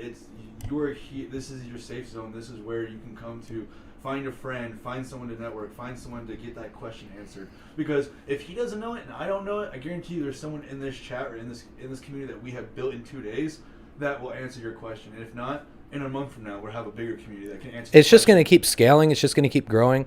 Your mic got turned off. Rip. Well, that's not good. Rip. Rip. It's back on now. That's busted. Super weird. No, 100%. Like, guys, just like an NFT project, we plan on only hear you through Kingsley's mic. That's upsetting. But yeah, like we just plan on scaling and building this much like you would see in an NFT project, right? And hey, maybe there's an NFT project for Crypto Rejects in the future. Who knows? Yep. But we just want to keep growing and expanding our capabilities, our reach, and what we're able to provide for the community. And if you guys have any ideas too, feel free to drop them. We have our Twitter. Go to our Twitter, send us a DM. Drop it in the chat. Feel free to throw us an idea that you might have. Where can they find the links for this? Do we have it listed in the YouTube? Yeah, in the banner. In the banner, we have. In the banner, all the links are in the banner. Nice. He's trying, folks. He's trying. I'm not sure what's up there, but I know for a fact there are links in our banner on YouTube. Yeah, 100%. There is a link to New Digital Era if you would like coaching. There's a link to Twitter. I know Twitter's in there. Okay. 100% something I thought of when we do these lives on YouTube, because on Twitch it was easy because you have your about section and it has all your links there. Yeah. On YouTube, we have to actually put that in the description. So we should probably get used to posting our links in the description so it can be found easily. Yeah. But also, too, I know for a fact there are links in our banner. So Yeah. No, for sure. I was just... No, you're good. Like what links they are? But I know there's links up there. Yeah, no, 100%, guys. We do have a Twitter page. If you can't find the link on the banner, our Twitter page is at Crypto Rejects _. You can find us there. It has the same logo and our banner that is thrown up there. Shoot us a DM if you have questions, comments, concerns, ideas. We're open to everything, right? You know, we want to grow what we're doing here and make it something amazing. You know, we are going to have a name as, you know, one of the first NFT focused podcasts that just gives knowledge, that gives helpful advice, tools, resources, and talks about the space, you know, give project reviews, talk about what's going on. We're here for all of it. We're here for you guys, 100%. Yes, sir. We should probably be live tomorrow. Probably do a segment before we head out to the mall, or maybe after we get back from the mall to kind of tell you guys about the experience. Our experience and kind of what we ran into. I think we could do.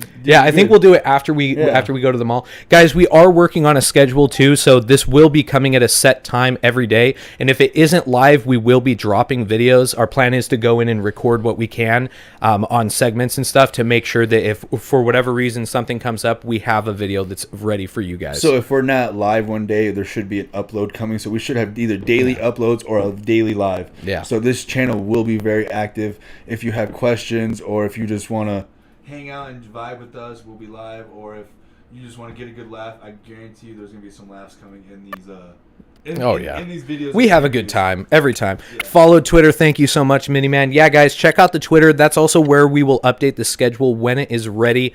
But yeah, like we said, give us a like, give us a follow, turn notifications on for YouTube. Definitely want to make sure you don't miss out on what we've got going on here at Crypto Rejects. Subscribe, share it. Let people know what we're spreading here. Let them know to tune in. This isn't just for Peekaboo's universe. Like, share it everywhere, man. Blow it up. One thing. This is, like I said, just like how you would on a project. We are building a community here. We are building the Crypto Rejects. Like, there is millions of people out there that don't feel in place. You know what I'm saying? That aren't mentally okay with this project in this space. Yeah. They need someone to kind of talk to. They need a group. They need someone to kind of vent to. They need someone to kind of be on their side because they might be the only one in their circle doing this. Mm-hmm. So it could be kind of helpful to have their community to come to. Yeah, so 100%. It looks like he keeps future guests. Yeah, guys. So real quick before we wrap up here, I do want to talk about that. We are planning on having future guests. We've actually already reached out to a couple of people, but yeah, the plan is to get people here on the couch with us, and it's not going to be a couch for very long. Honestly, we've got plans for making some adjustments and building an amazing set for this podcast for you guys. But yes, we do plan on having future guests. It's going to be a combination of, I mean, one day we're going to have Gary V on a couch with us. It's going to happen. But building from there, we're going to start with members of the community who have useful experiences to share. Maybe some Bored Ape members, some people that have done some really life-changing and influential things within the space. And that's going to be a combination of both, like maybe over a Zoom or Discord call and here in person with us. And also, too, one thing I would like to try to do is get someone who is skeptical of it. Get them in here. Get somebody to ask questions live so we can talk about this and show people what it looks like on the other end. Yeah, exactly. Yeah. So they can kind of get the feel and see kind of the community, I guess you'd say, and the back and forth. Get all your questions answered. You know, see the community involved. We can show you everything from start to finish. It'll be like our interviews, but it'll be live.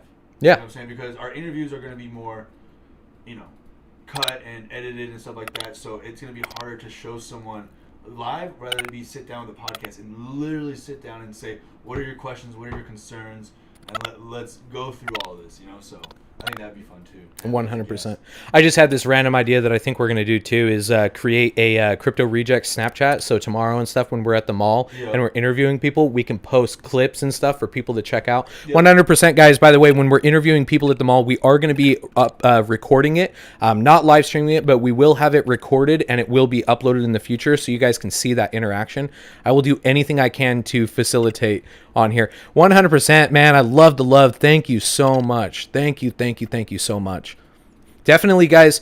So once again, remember to like, comment, subscribe, share this to everybody you can. Share this in some communities. Again, we are going to become one of the first NFT projects to hit the space. I know there's probably one other right now, but we're going to be the best, 100%. Why? And it's because we're here for you guys. We're here for the community, to give back to you, to give you the questions, and to ask and answer the questions that need to be asked and answered in this space and about projects. So guys, follow the Twitter, follow the YouTube channel, notification bells on both. And again, if you guys have ideas for things we should research, like projects and stuff that we should talk about, shoot us a DM on Twitter. We will check it out. We will look into it, and it could become one of our next segments. So anything you want to leave? No, just be ready to be ready for an earful tomorrow. That's all I gotta say. Oh yeah, we'll be on around the same time we were today. We'll probably hit the mall a little early. So just be ready for to tune in tomorrow and get an earful on what happened. So it's gonna be exciting. 100%, guys. Thank you so much for being here. Again, one last time, like, comment, subscribe, both YouTube and Twitter, and we will catch you next time on Crypto Rejects. Hell yeah. Kind of left it on that note, but I have to get to the area to end it. That's so rough. Awkward moment here for a second. Where's the Jeopardy music when you need it? All right, bye, guys. Have a good one. Thanks for tuning in, and share it to everybody. Later, guys.